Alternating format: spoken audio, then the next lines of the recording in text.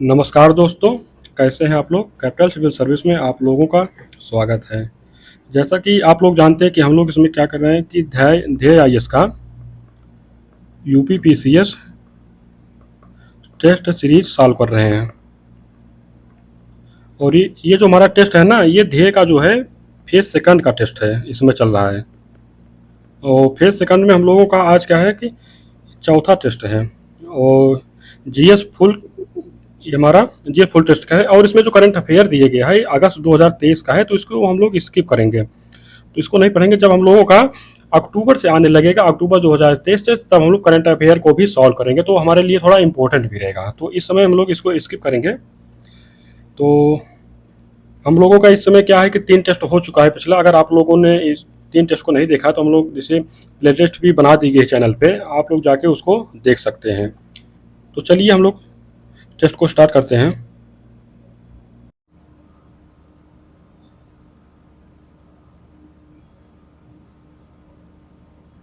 पहला क्वेश्चन हम लोगों को दिया गया है कि भारत शासन अधिनियम 1935 में निम्न में से कौन सा प्रावधान शामिल नहीं किया। तो इसमें दिया गया है कि इसके द्वारा केंद्र में द्वैध शासन प्रणाली का प्रारंभ किया गया। और दूसरे में दिया गया कि इसके द्वारा 11 राज्यों में से 5 राज्यों में द्विसदनीय व्यवस्था प्रारंभ की गई। तीसरा दिया गया है कि इस अधिनियम द्वारा महालेखा परीक्षक की नियुक्ति का प्रावधान किया गया। चौथा दिया गया है कि इसके द्वारा रेलवे के प्रशासन के लिए एक संघीय रेलवे प्राधिकरण की स्थापना का प्रावधान किया गया है। तो बताइए इसमें से हमारा कौन सा शामिल नहीं है।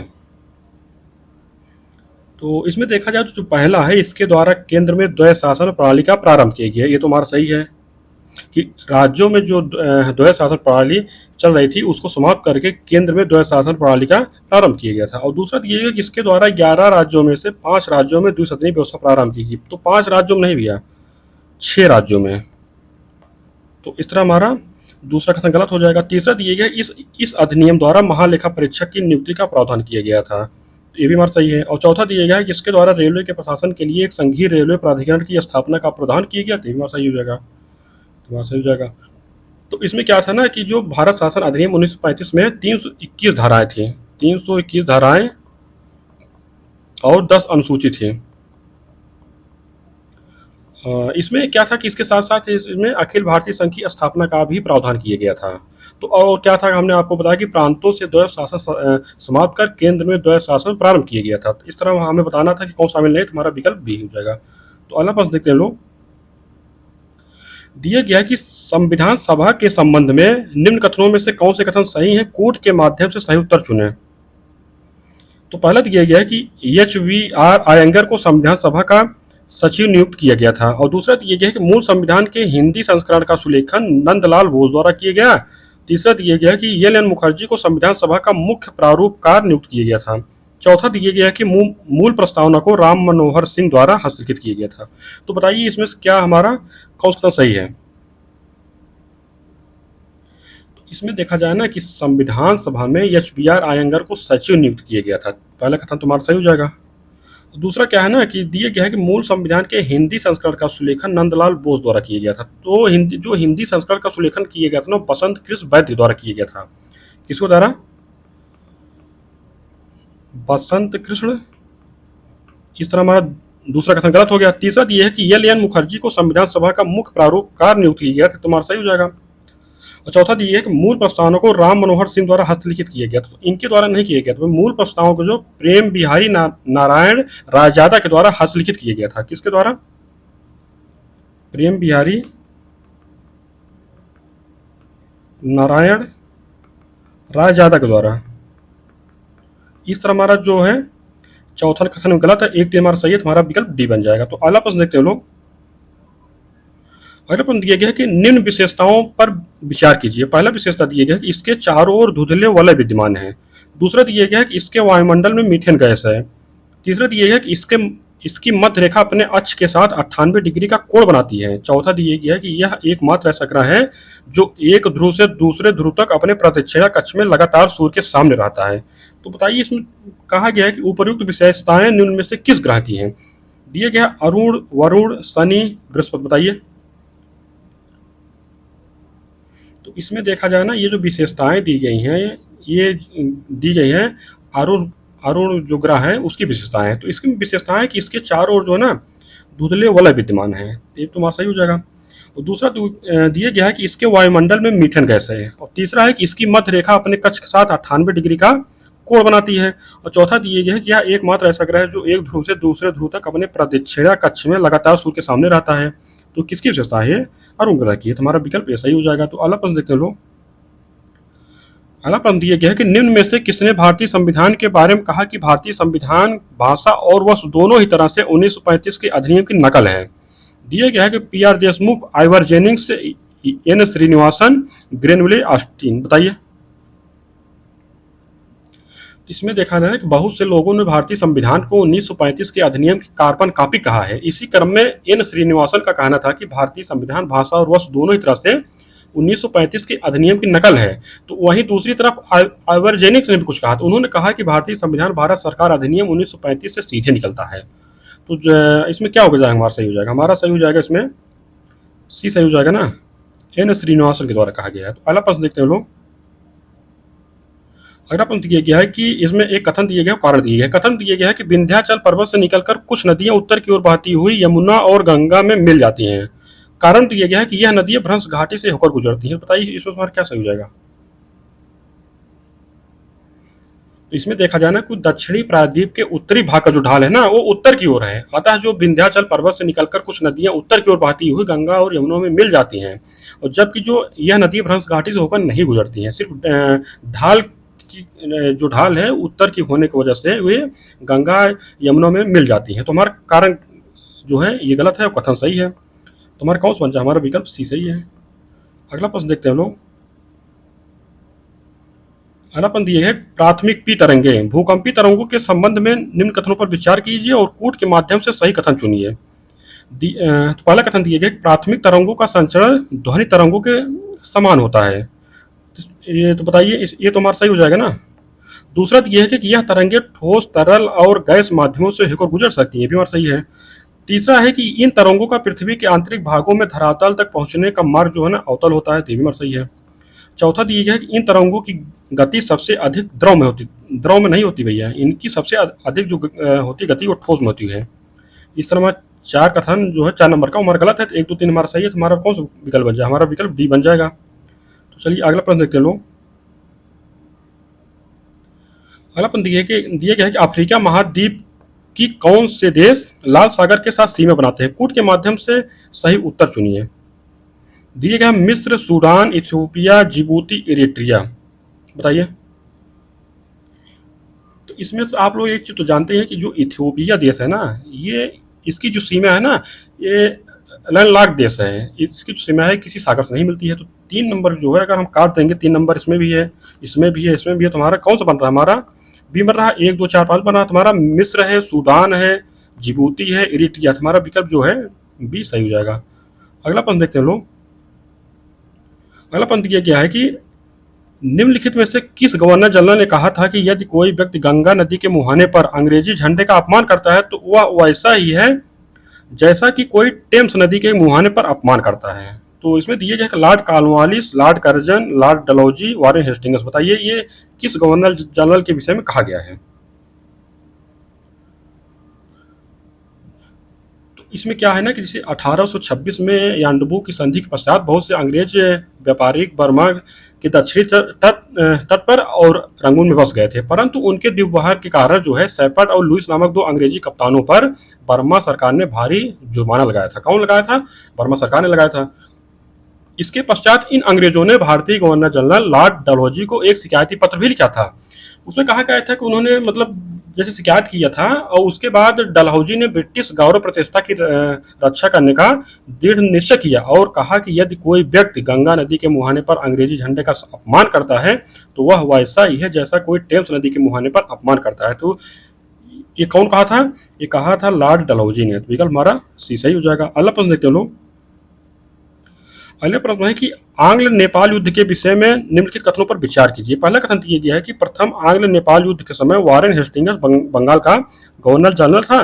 दूसरा कथन दिया गया कि यह युद्ध 1816 की सुगौली की संधि के द्वारा समाप्त हुआ था। बताइए इसमें तुम्हारा कौन सा कथन सही है? तो तो इसमें देखा जाए ना कि प्रथम आंग्ल नेपाल ये कब हुआ था? ये हुआ था 1814 से 1816 में हुआ था। और इसका जो समापन हुआ था, यानी जो संधि हुई थी वो हुई थी सुगौली की संधि हुई थी। तो इस समय बंगाल का गवर्नर जनरल जो था वो था लॉर्ड हेस्टिंग्स था। कौन? लॉर्ड हेस्टिंग था। तो पहला कथन तुम्हारा गलत हो जाएगा ना, क्योंकि वारन हेस्टिंग्स नहीं था। दूसरा जो दिया गया कि यह युद्ध 1816 की सुगौली की संधि द्वारा समाप्त हुआ था, तो तुम्हारा सही है, तुम्हारा विकल्प भी सही हो जाएगा। अगला प्रश्न देखते हैं लोग। दिया गया है कि शिक्षा के संबंध में दिए गए निम्न कथनों पर विचार कीजिए और कूट के माध्यम से सही कथन चुनिए। तो दिया गया है कि 1906 ईस्वी में बड़ौदा रियासत ने अपने यहाँ अनिवार्य प्राथमिक शिक्षा प्रारंभ की। दूसरा दिया है सरकार ने फरवरी 1913 के प्रस्ताव में अनिवार्य शिक्षा के सिद्धांत को स्वीकार कर लिया। तीसरा दिया कि वुड डिस्पैच में यह स्वीकार किया गया कि ग्राम स्तर पर देसी भाषाओं प्राथमिक पाठशालाएं स्थापित की जाएं। चौथा दिया गया कि 1856 में लोक शिक्षा विभाग की स्थापित किए गए। बताइए इसमें तुम्हारा कौन सा कथन सही है?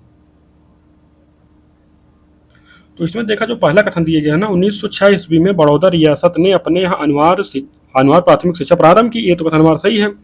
जो दूसरा दिया है कि सरकार ने फरवरी 1913 के प्रस्ताव में अनिवार्य शिक्षा के सिद्धांत को स्वीकार कर लिया, तो हमारा गलत है कि इनके द्वारा क्या किया ना, अस्वीकार कर लिया गया था, ये स्वीकार नहीं किया गया था।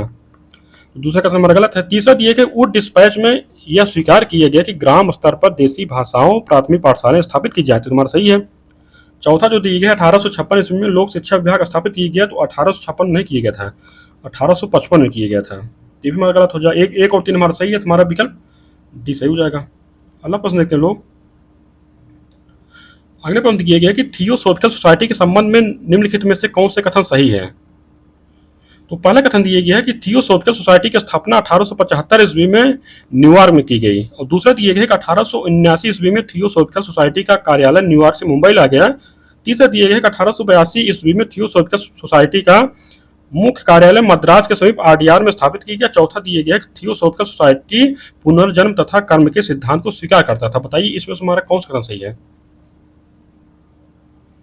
तो इसमें क्या है ना कि थियोसॉफिकल सोसाइटी के संदर्भ में जो चारों कथन दिए गए, हमारे चारों कथन सही हैं। कि इसका जो स्थापना हुई थी 1875 में न्यूयॉर्क में की गई थी, और 1879 में इसका जो मुख्यालय था मुंबई लाया गया था, ये भी हमारा कथन सही है। और 1882 में इसका मुख्यालय जो है मद्रास के समीप आरडीआर में स्थापित किया गया था, ये भी हमारा सही हो जाएगा। और चौथा जो है कि थियोसॉफिकल सोसाइटी पुनर्जन्म तथा कर्म के सिद्धांत को स्वीकार करता था, ये भी हमारा सही होगा। हमारा 1 2 3 4 सही, तुम्हारा विकल्प ये सही हो जाएगा। तो अगला प्रश्न देखते लो।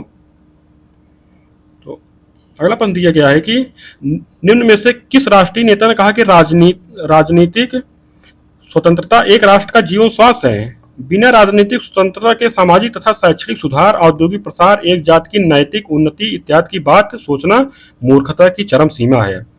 तो दिए गए हैं विपिन चंद्र पाल, अरविंद घोष, महात्मा गांधी, लाला लाजपत राय। बताइए इसमें से किसके द्वारा कहा गया है?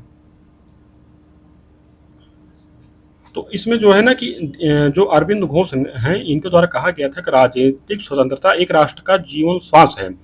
बिना राजनीतिक स्वतंत्रता के सामाजिक तथा शैक्षणिक सुधार, औद्योगिक प्रसार, एक जात की नैतिक उन्नति इत्यादि की बात सोचना मूर्खता की चरम सीमा है। तुम्हारा क्या हो जाएगा? हमारा विकल्प भी सही हो जाएगा। अगला प्रश्न देखते लोग। अगले प्रश्न दिया गया है कि नीचे दिए गए कथनों में से कौन सा कथन गांधी जी के संबंध में सही नहीं है? पहला कथन दिया गया गांधी जी 1896 में कुरलैंड जहाज से मुंबई से दक्षिण अफ्रीका के डरबन बंदरगाह पर पहुंचे थे, तो कथन हमारा सही है महात्मा गांधी के संबंध में। और दूसरा दिया गया है गांधी जी ने ग्रीन पैम्फलेट नामक एक पुस्तक लिखी थी, मेरा सही हो जाएगा। तीसरा दिया गया 1906 में गांधी जी ने इंडियन ओपिनियन नामक दैनिक समाचार पत्र का प्रकाशन किया था, ये हमारा सही गलत है। इसमें देखा जाए ना तो ये जो पत्र था इंडियन ओपिनियन, ये दैनिक नहीं था, ये था साप्ताहिक। ये साप्ताहिक अपना ओपिनियन देता था, ठीक है, ये हमारा गलत हो जाएगा। चौथा एक मनसुख लाल नागर इंडियन ओपिनियन पत्र के अवैतनिक संपादक थे, ये तुम्हारा सही हो जाएगा। हमें गलत बताना था, हमारा सही हो जाएगा। तो अगला प्रश्न देखते हैं लोग। अगला प्रश्न दिए गए हैं कथन और कारण दिए गया है। कथन दिया गया है कि मुस्लिम लीग ने अगस्त प्रस्ताव को स्वीकार करने से मना कर दिया, और कारण दिया गया है कि इसमें एक युद्ध सलाहकार परिषद का गठन किए जाने का प्रस्ताव था। तो बताइए इसमें हमारा क्या सही है? तो जो इसके संबंध क्या कहे जाए, जैसे भारत के तत्कालीन वायसराय उसमें कौन थे? उसमें थे लिन लिथगो थे, लिन लिथगो थे। उन्होंने द्वितीय विश्व युद्ध में कांग्रेस का सहयोग प्राप्त करने के उद्देश्य से 8 अगस्त 1940, कब? 8 अगस्त 1940 को अगस्त प्रस्ताव प्रस्तुत किया। इसमें एक प्रावधान किया गया था कि भारत का शासन किसी ऐसे समुदाय को नहीं सौंपा जाएगा जिसका विरोध भारत का कोई शक्तिशाली और प्रभावशाली वर्ग कर रहा हो। साथ ही इसमें एक युद्ध सलाहकार परिषद के गठन किए जाने, युद्ध के बाद एक प्रतिनिधिमूलक संविधान निर्मात्री संस्था का गठन किए जाने तथा वर्तमान में वायसराय के कार्यकारी परिषद में भारतीय सदस्यों की संख्या बढ़ाई जाने का प्रावधान किया गया था। और मुस्लिम लीग ने अगस्त प्रस्ताव को इसलिए ठुकराया क्योंकि वह भारत विभाजन से कम कोई अन्य व्यवस्था स्वीकार करने के पक्ष में नहीं था। तो सर क्या हो जाएगा, हमारा कथन भी सही है और कारण सही है, लेकिन एक दूसरे की व्याख्या नहीं कर रहा है, तो हमारा विकल्प भी सही हो जाएगा। तो अगला प्रश्न देखते लो। तो अगला प्रश्न किया गया है कि अमेरिकी संविधान के संबंध में निम्न कथनों पर विचार कीजिए। दिए पहला कथन दिया गया है कि अमेरिकी राष्ट्रपति और उनके सचिव अपने कार्यों के लिए कांग्रेस के प्रति उत्तरदायी होते हैं। दूसरा दिए गया है कि अमेरिकी राष्ट्रपति प्रतिनिधि सभा कांग्रेस का निचला सदन को भंग नहीं कर सकता। बताइए इसमें तुम्हारा कौन सा कथन सही है। तो इसमें देखा जाए ना, अमेरिका जो है, अमेरिका एक संघीय राज्य है जहां राष्ट्रपति सरकार की अवधारणा है। यहाँ राष्ट्रपति जो है मुख्य वास्तविक कार्यकारी होते हैं, परंतु जो होता है राष्ट्रपति और उनके सचिव अपने कार्यों के लिए कांग्रेस प्रति उत्तरदायी नहीं होते हैं। तो हमारा पहला कथन गलत हो जाएगा। और ना ही उनके पास कांग्रेस में कोई सदस्यता होती है। और दूसरा जो दिए कि अमेरिकी राष्ट्रपति प्रतिनिधि सभा कांग्रेस का निचला सदन को भंग नहीं कर सकता। तो तुम्हारा सही है, तुम्हारा विकल्प भी सही हो जाएगा, केवल 2। अगला प्रश्न देखते हैं लोग। दिया गया है कि निम्नलिखित में से किस केस में सर्वोच्च न्यायालय ने निर्णय दिया कि अनुच्छेद 19(1) का के तहत भाषण और अभिव्यक्ति की स्वतंत्रता में विचारों के प्रचार के स्वतंत्रता शामिल है। दिया गया है कि रोमेश थोपर केस 1950, A.K. गोपालन केस 1950, चंपकम दोराई राजन केस 1951, शंकरी प्रसाद केस 1951। बताइए। तो इसमें क्या है ना कि रोमेश थापर केस 1950 जिसे चौराहे का केस के नाम से भी जाना जाता है, में उच्चतम न्यायालय ने निर्णय दिया कि 19(1) का के तहत भाषण और अभिव्यक्ति की स्वतंत्रता में विचारों के प्रचार की स्वतंत्रता शामिल है और यह स्वतंत्रता परिसंचरण की स्वतंत्रता द्वारा सुनिश्चित की जाती है। तुम्हारा कौन सही होगा, हमारा विकल्प ये सही है, रोमेश थापर केस 1950। तो अगला प्रश्न देखते हैं लोग। अगले प्रश्न में सूची 1 को सूची 2 से मिलाना है। एक तरफ दिए गए संविधान के भाग और दूसरी तरफ उसके प्रावधान दिए गए हैं। भाग 10 क्यों भैया, भाग 10 में है कि अनुसूचित जाति और जनजाति क्षेत्र है, तुम्हारा ये सम्मिलित हो जाएगा। और भाग 11 में दिया गया है कि भारत के राज्य क्षेत्र के भीतर व्यापार, वाणिज्य और समागम। नहीं भैया, ये संघ और राज्य को भी संबंध दिया गया है, ये हो जाएगा हमारा। भाग 12 में क्या दिया गया है, भाग 12 में दिया गया है कि वित्त संपत्ति संपदाएं संविधाएं और वाद दिए गया है, हमारा हो जाएगा। और भाग 13 क्या दिए गए, भाग 13 में दिए गए कि भारत के राज्य क्षेत्र के भीतर व्यापार, वाणिज्य और समागम दिए गए। इस समय क्या बन रहा है, हमारा बन रहा है 2, 3, 1, 4 बन रहा है, हमारा विकल्प भी सही हो जाएगा। तो अगला प्रश्न देखते लो। अगले प्रश्न दिए गए समय समय पर चुनाव सुधार तथा चुनाव में खर्चे संबंधित अनेक समितियां गठित की गई। निम्न में से कौन सी समिति गैर सरकारी समिति थी। दिया गया है कि दिनेश गोस्वामी समिति, JS वर्मा समिति, इंद्रजीत गुप्ता समिति, तारकुंडे समिति। बताइए।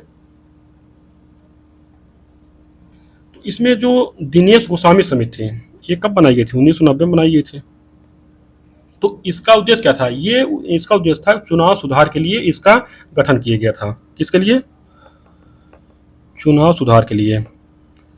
और JS वर्मा समिति का जो गठन किया गया था 2013 में किया गया था। इसका उद्देश्य क्या था, इसका उद्देश्य था आपराधिक कानूनों में जो आपराधिक कानून है उसमें जो संशोधन किया जाए उस पर विचार करने के लिए, आपराधिक कानून में संशोधन पर विचार करने के लिए। और इंद्रजीत गुप्ता समिति जो गठन हुआ था 1998 में हुआ था। तो इसका उद्देश्य क्या था, इसका उद्देश्य चुनाव खर्च सरकार द्वारा वहन करने पर सुझाव के लिए इसका गठन किया गया था।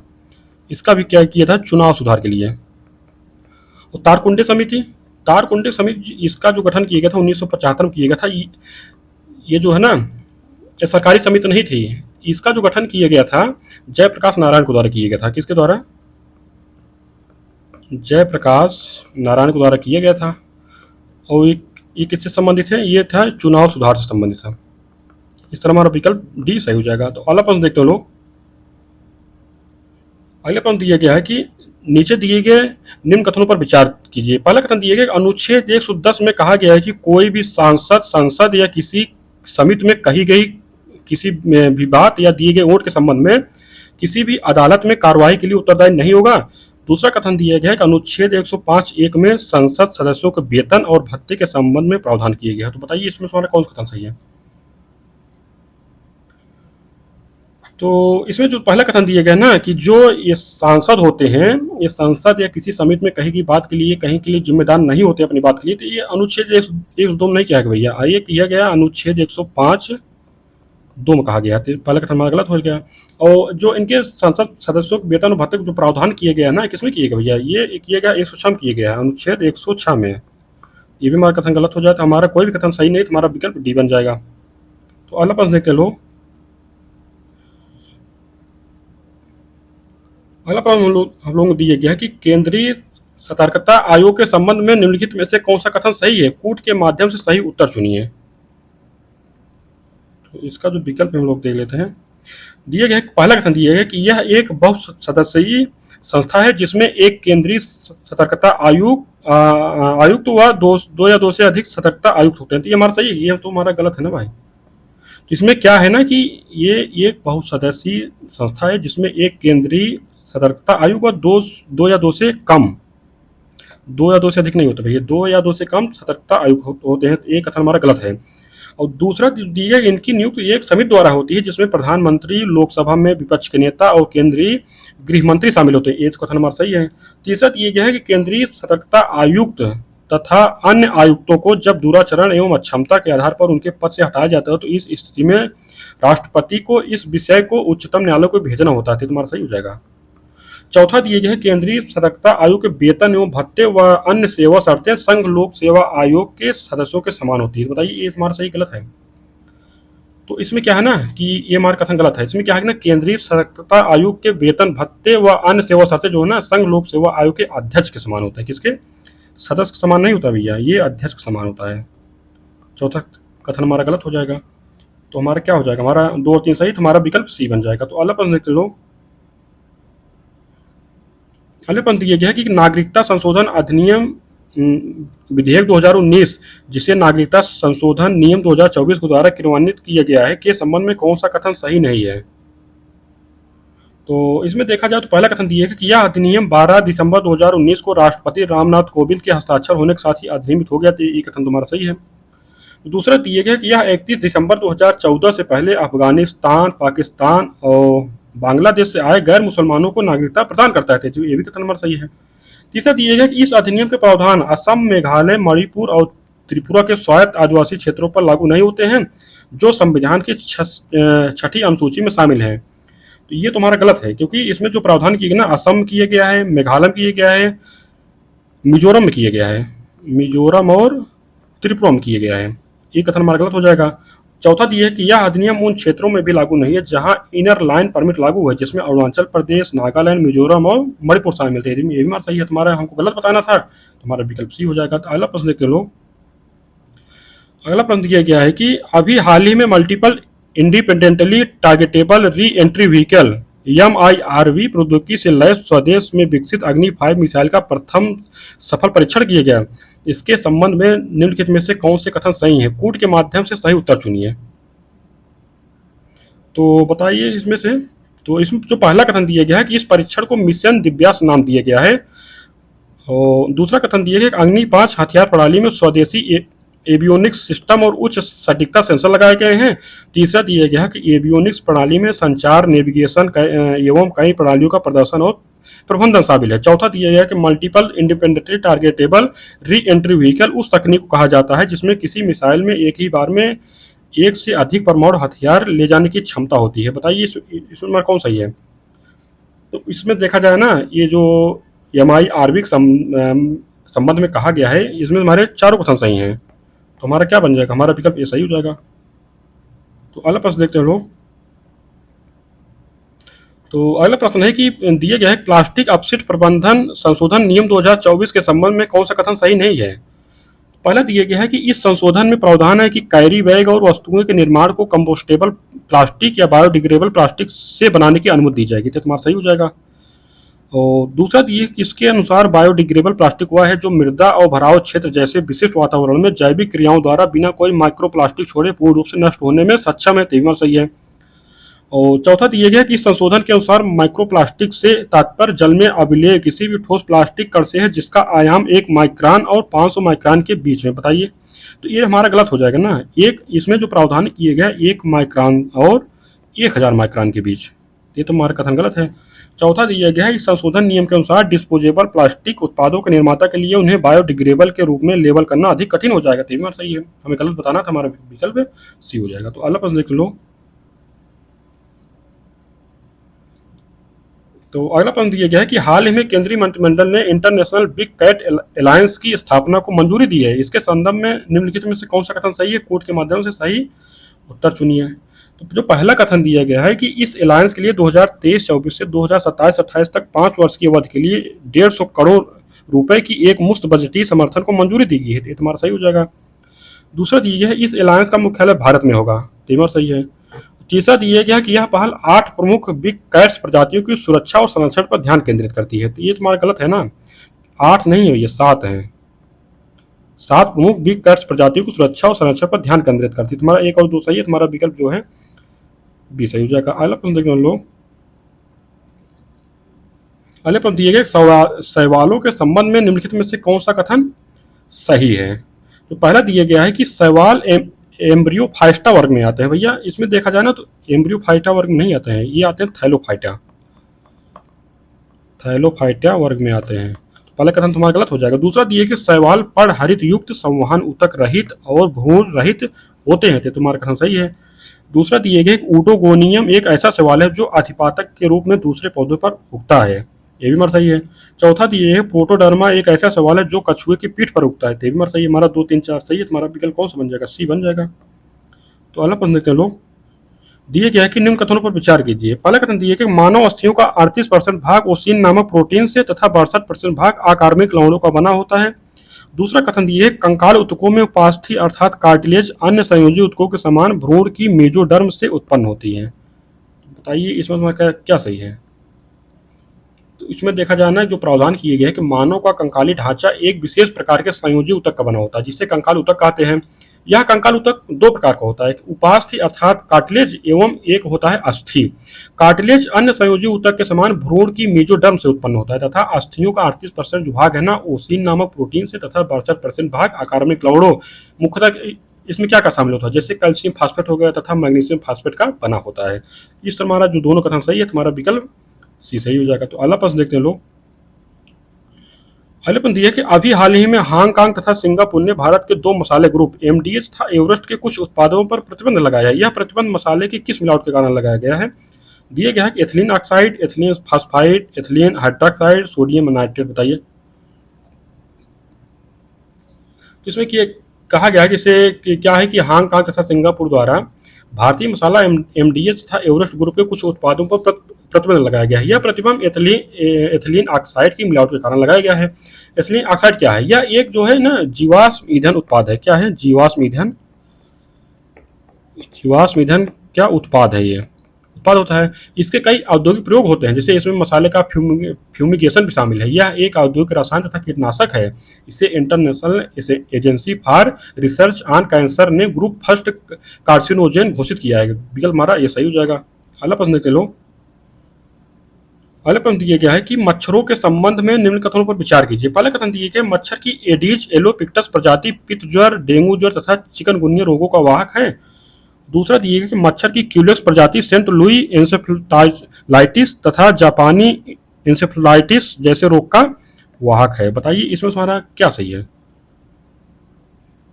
तो जो मच्छरों का संबंध क्या है ना कि मच्छर की कई प्रजातियां अनेक रोगों को वाहक होती हैं जिसमें से एंडीज एल्बोपिक्टस प्रजाति जो होती है ना इसको क्या कहते हैं? इसको टाइगर मच्छर कहते हैं। एडीज एल्बोपिक्टस जो प्रजाति है इसको टाइगर मच्छर भी कहते हैं। तो इसके द्वारा क्या होता है? पित्त ज्वर होता है, जैसे पित्त ज्वर होगा, डेंगू ज्वर होगा, चिकनगुनिया रोगों का ये वाहक होता है। तो पहला कथन बात सही है। तो जो दूसरा दिए गया है कि जो क्यूलेस प्रजाति हो ना, क्यूलेस प्रजाति से जो सेंट लुई इंसेफ्लाइटिस नहीं होता है, ये सिर्फ जापानी इंसेफ्लाइटिस होता है। दूसरा कथन हमारा गलत हो जाएगा। तुम्हारा केवल एक सही है, तुम्हारा विकल्प सही हो जाएगा। अगला प्रश्न चलो। दिया गया है कि नीचे 2 कथन दिए गए हैं, इनमें से एक को कथन एक तो कारण कहा गया है। तो कथन में दिया गया है कि वायु की उपस्थिति में भारी वस्तु पृथ्वी पर पहले जबकि हल्की वस्तु पृथ्वी पर बाद में पहुंचे। कारण दिया गया है कि वायु की उपस्थिति में उत्प्लावन प्रभाव और श्यानकर्षण के कारण वस्तुओं के तुरंत भिन्न भिन्न हो जाते हैं। तो बताइए इसमें क्या सही है।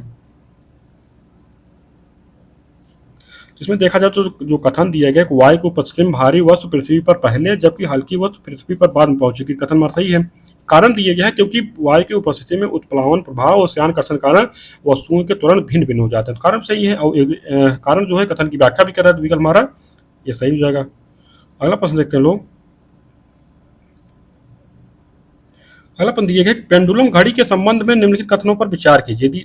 तो पहला कथन दिया गया पेंडुलम घड़ी शीतकाल में तेजी से चलती है। दूसरा दिया कि शीतकाल में पेंडुलम घड़ी का आवर्त पथ तथा आवर्तकाल घट जाता है। तो बताइए इसमें क्या क्या सही होगा। इसमें हमारा देखा जाए ना तो हमारा दोनों कथन सही है, तुम्हारा विकल्प सी सही हो जाएगा। तो अगला प्रश्न देखते हैं लोग।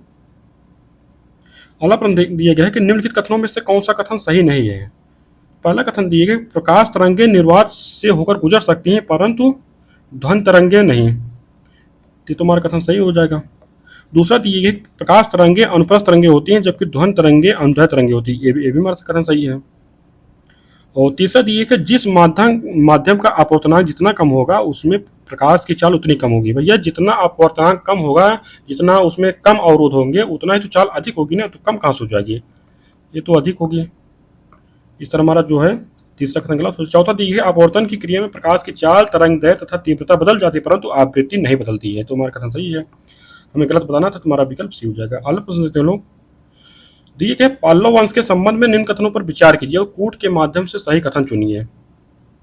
तो पहला कथन दिए गए पल्लव वंश का संस्थापक सिंह वर्मा नामक शासक को माना जाता है, तो कथन हमारा सही है।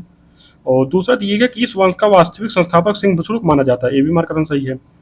तीसरा दिए गया पल्लव चालुक संघर्ष का प्रारंभ पल्लव शासक महेंद्र वर्मन प्रथम तथा चालुक शासक पुलकेशियन द्वितीय के समय से हुआ थे, तो ये भी सही है। और जबकि क्या हुआ था ना, जो पुलकेशियन द्वितीय जो पराजित किए थे वो थे नरसिंह वर्मन के द्वारा। नरसिंह वर्मन के द्वारा जो है पुलकेशियन द्वितीय को पराजित किया गया था। चौथा दिया गया कि विष्णु गोप जो है पहले पल्लव शासक हैं जिनका उल्लेख संस्कृत एवं प्राकृतिक दोनों भाषाओं के अभिलेखों में हुआ है, तो सही तुम्हारा 1 2 3 4 सही है, हमारा विकल्प सही हो जाएगा। अगला प्रश्न लिखते लोग। अगला प्रश्न दिया गया है कि निम्न कथनों पर विचार कीजिए। दिया गया कि स्टेनलेस स्टील में लोहा निकल क्रोमियम तथा कार्बन का मिश्रण होता है। और दूसरा दिया गया कांसा शीशा तथा टिन के मिश्रण से बनता है, बताइए इसमें कौन सही है। जो स्टेनलेस स्टील है ना, इसमें जो है लोहा निकल क्रोमियम तथा कार्बन का मिश्रण होता है, पहले कथन हमारा सही है। जो कांसा होता है ना, ये शीशा तथा टिन से मिलकर नहीं बनता भी, ये तांबा तथा टिन से मिलकर बनता है। दूसरा कथन हमारा गलत है, तो हमारा हो जाए केवल एक। अगला प्रश्न देख लो। दिया गया है कि ह्वेनसांग के संबंध में निम्न कथनों में से कौन सा सही है। तो जो पहला कथन दिया गया है कि ह्वेनसांग को तीर्थ यात्रियों का राजकुमार तथा वर्तमान शाक्य मुनि उपनाम से भी जाना जाता है, तो तुम्हारा सही है। दूसरा दिया गया कि जिस समय वह कश्मीर पहुंचा वहां कारकोट वंश का शासक दुर्लभ वर्धन शासक था, ये तो ये भी सही है। तीसरा दिया कि इसके यात्रा विवरण सी यूकी में 138 देशों का वर्णन है, ये भी सही है। चौथा दिया गया कि ह्वेनसांग के विवरण के अनुसार भारत में विधवा विवाह तथा सती प्रथा प्रचलित नहीं थी, ये भी सही हो जाएगा। हमारा 1 2 3 4 सही, तुम्हारा विकल्प डी सही हो जाएगा। अगला प्रश्न देखते हैं लोग। तो अगला प्रश्न दिया गया है कि निम्न कथनों पर विचार कीजिए। पहला कथन दिया गया है कि गरुड़ स्तंभलेख में हेलियोडोरस स्वयं को भागवत एवं वासुदेव को देव देवस के नाम से संबोधित किया है। तो और दूसरा दिया कि इस स्तंभलेख में भागवत धर्म के 3 प्रमुख सत्य दम मतलब क्या होता है, आत्म निग्रह, त्याग और अप्रमदा, इसका मतलब होता है सतर्कता और का भी उल्लेख मिलता है। तो बताइए इसमें तुम्हारा कौन सही है। तो इसमें क्या है ना, हम लोगों का दोनों कथन सही है, तुम्हारा क्या हो जाएगा, हमारा विकल्प जो है सी सही हो जाएगा। तो अगला प्रश्न देखते हैं लोग। तो अगला प्रश्न दिया गया है कि सल्तनत काल के संबंध में निम्नलिखित कथनों पर विचार कीजिए और बताइए कि कौन सा कथन गलत है। तो पहला कथन दिया गया कि मुशर्रिफ मुमालिक महालेखाकार प्रांतों व अन्य विभागों से होने वाली आय का लेखा रखता था, तो पहला कथन सही है। दूसरा दिया गया कि मुस्तौफी ये मुमालिक महालेखा परीक्षक राज्य की आय की जांच करता था, ये भी सही है। तीसरा दिया कि मुशर्रिफ मुमालिक तथा मुस्तौफी ये मुमालिक को दीवान विजारत के अंतर्गत पृथक पृथक उत्तरदायित्व सौंपने का कार्य मोहम्मद बिन तुगलक के समय में हुआ था, बताइए। तो इसमें देखा जाए जो कार्य किया गया था ना, मोहम्मद बिन तुगलक के द्वारा नहीं किया गया था, फिरोज शाह तुगलक के द्वारा किया गया था, फिरोज शाह तुगलक के द्वारा। तो तीसरा कथन हमारा गलत है। चौथा दिए गए, फिरोज तुगलक ने सुल्तान की प्रत्यक्ष आय से संबंधित एक विभाग दीवान इमलाक की स्थापना की थी। चौथा कथन हमारा सही है, हमें गलत बताना तो हमारा विकल्प सी हो जाएगा। अगला प्रश्न देखते लो। दिए गए कि मुगल बादशाह अकबर ने मनसबदारी व्यवस्था लागू की जो चंगेज खान की दशमलव पद्धति पर आधारित थी, परंतु अकबर ने उसे भारतीय परिस्थितियों के अनुसार मौलिक रूप में परिवर्तित कर लागू किया। अकबर द्वारा मनसबदारी व्यवस्था लागू करने के पीछे क्या उद्देश्य थे और उनके संबंध में कूट के माध्यम से सही उत्तर चुनिए। तो इसमें दिया गया है कि राज्यों को सैन्य दृष्टि से सुदृढ़ एवं सशक्त बनाना, तो तुम्हारा सही हो जाएगा।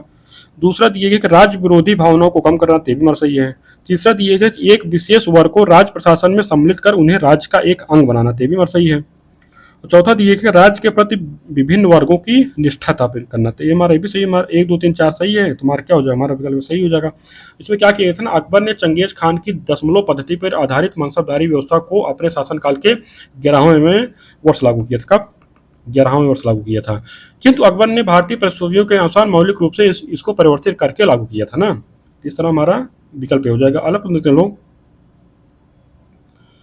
अलग हम लोग दिए गए कि हुमायूं के मकबरे के संबंध में निम्न कथनों पर विचार किए। दिए गए हुमायूं के मकबरे का वास्तुकार मलिक मिर्जा गयास था। दूसरा कथन दिया गया कि इस मकबरे में हुमायूं के पश्चात मुगल वंश के 11 अन्य सदस्यों को भी दफनाया गया है। बताइए इसमें हमारा कौन सा कथन सही है। तो इसमें देखा जो पहला कथन दिया गया है कि हुमायूं के मकबरे का वास्तुकार मलिक मिर्जा गयास था ना, तो तुम्हारा सही है। दूसरा जो दिया गया इस मकबरे में हुमायूं के पश्चात मुगल वंश के 13 अन्य सदस्यों को भी दफनाया गया है, ये तुम्हारा गलत है ना। 13 सदस्यों को नहीं भी है, 11 सदस्य दफनाया गया। तुम्हारा विकल्प ये सही हो जाएगा। अगला प्रश्न देखते लो। दिया गया कि विश्व प्रसन्नता सूचकांक 2024 के संबंध में निम्न कथनों पर विचार की जो कूट के माध्यम से सही कथन चुनिए। तो इसमें पहला कथन दिया गया है कि हैप्पीनेस इंडेक्स की गणना संयुक्त राष्ट्र सतत विकास समाधान नेटवर्क द्वारा की जाती है, ये तुम्हारा पहला कथन सही है। दूसरा कथन दिया गया इस सूचकांक में फिनलैंड प्रथम स्थान पर तथा आइसलैंड दूसरे स्थान पर। बताइए सही कि नहीं, ये हमारा गलत है ना। इसमें क्या है ना कि जो फिनलैंड है प्रथम स्थान पर है, जबकि आइसलैंड जो है ये तीसरे स्थान पर है। कौन से स्थान पर? तीसरे स्थान पर। और दूसरे स्थान पर कौन है? दूसरे स्थान पर है डेनमार्क है। इस तरह हमारा दूसरा कथन गलत है। तीसरा दिया गया इस सूचकांक में भारत 126वें स्थान पर, तुम्हारा सही है। चौथा दिया गया इस सूचकांक में अफगानिस्तान विश्व के सबसे नाखुश देश के रूप में सबसे निचले स्थान पर है, तेईसवां सही। तुम्हारा 1 3 4 सही, तुम्हारा विकल्प डी सही हो जाएगा। अगला प्रश्न देखते लोग। दिया गया महात्मा गांधी राष्ट्रीय रोजगार गारंटी योजना तथा इससे संबंधित मजदूरी दर में हुए हाल ही में परिवर्तन के संबंध में निम्न कथनों पर विचार कीजिए। तो पहला कथन दिया गया कि मनरेगा कार्यक्रम सन 2006 में लागू किया गया था, और ये तो कथन हमारा सही है। दूसरा दिया गया कि इसका उद्देश्य ग्रामीण क्षेत्रों में परिवारों की आजीविका सुरक्षा को बढ़ाना है, भी हमारा सही है। तीसरा दिया गया कि इस योजना के तहत अब सबसे अधिक मजदूरी 374 रुपये प्रतिदिन उत्तर प्रदेश में मिलेगी, तो हमारा सही गलत है, ये हमारा गलत है भैया। 374 जो ना ये हरियाणा की है, हरियाणा में सबसे ज़्यादा मजदूरी है, तो एक हमारा गलत है। चौथा दिया गया है कि मनरेगा के अंतर्गत सबसे कम मजदूरी 234 रुपये प्रतिदिन अरुणाचल प्रदेश और नागालैंड में, तो भी हमारा सही है। तो इस तरह हमारा जो सही है 1 2 4 सही है, तुम्हारा विकल्प सी सही हो जाएगा। अगला प्रश्न देखते लोग।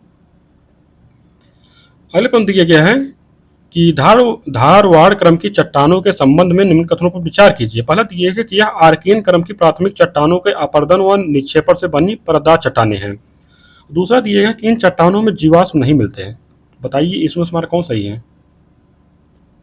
तो इसमें देखा जाए तो हमारे दोनों कथन सही हैं, तो इस तरह हमारा विकल्प सी सही हो जाएगा। तो अगला प्रश्न देखते लोग। अगला प्रश्न है कि हाल ही में प्रधानमंत्री नरेंद्र मोदी ने पीएम सूरज पोर्टल का शुभारंभ किया। इसके संबंध में निम्न कथनों में से कौन से कथन सही नहीं है? कूट के माध्यम से सही उत्तर चुनिए। तो इसमें जो पहला कथन दिया गया है कि प्रधानमंत्री नरेंद्र मोदी ने 13 मार्च 2024 को इस राष्ट्रीय पोर्टल का शुभारंभ किया, ये तुम्हारा सही है। दूसरा दिया है पीएम सूरज एक राष्ट्रव्यापी पहल है जिसका उद्देश्य समाज के वंचित वर्गों का उत्थान करना है, ये सही है। और इसमें दी गई तीसरा कथन दी इसके तहत 10 लाख रुपए तक व्यापार ऋण उपलब्ध कराया जाएगा। तो 10 लाख नहीं भैया, इसमें है कि 15 लाख तक ऋण उपलब्ध कराए जाएंगे। तो तीसरा कथन हमारा गलत है, 1 2 सही है, तुम्हारा कौन सा हो जाएगा? इसमें गलत बताना है, केवल 3, विकल्प हमारा डी हो जाएगा। तो अगला प्रश्न देखते लोग। तो दिया गया है कि भारतीय प्रतिभूति एवं विनिमय बोर्ड सेबी के संबंध में निम्न कथनों में से कौन सा कथन सही है? कूट के माध्यम से सही उत्तर चुनिए। तो पहला कथन दिया गया, सेबी की स्थापना 12 अप्रैल 1988 को की गई, जो एक गैर संवैधानिक संस्था है। तो ये तो कथन हमारा सही है।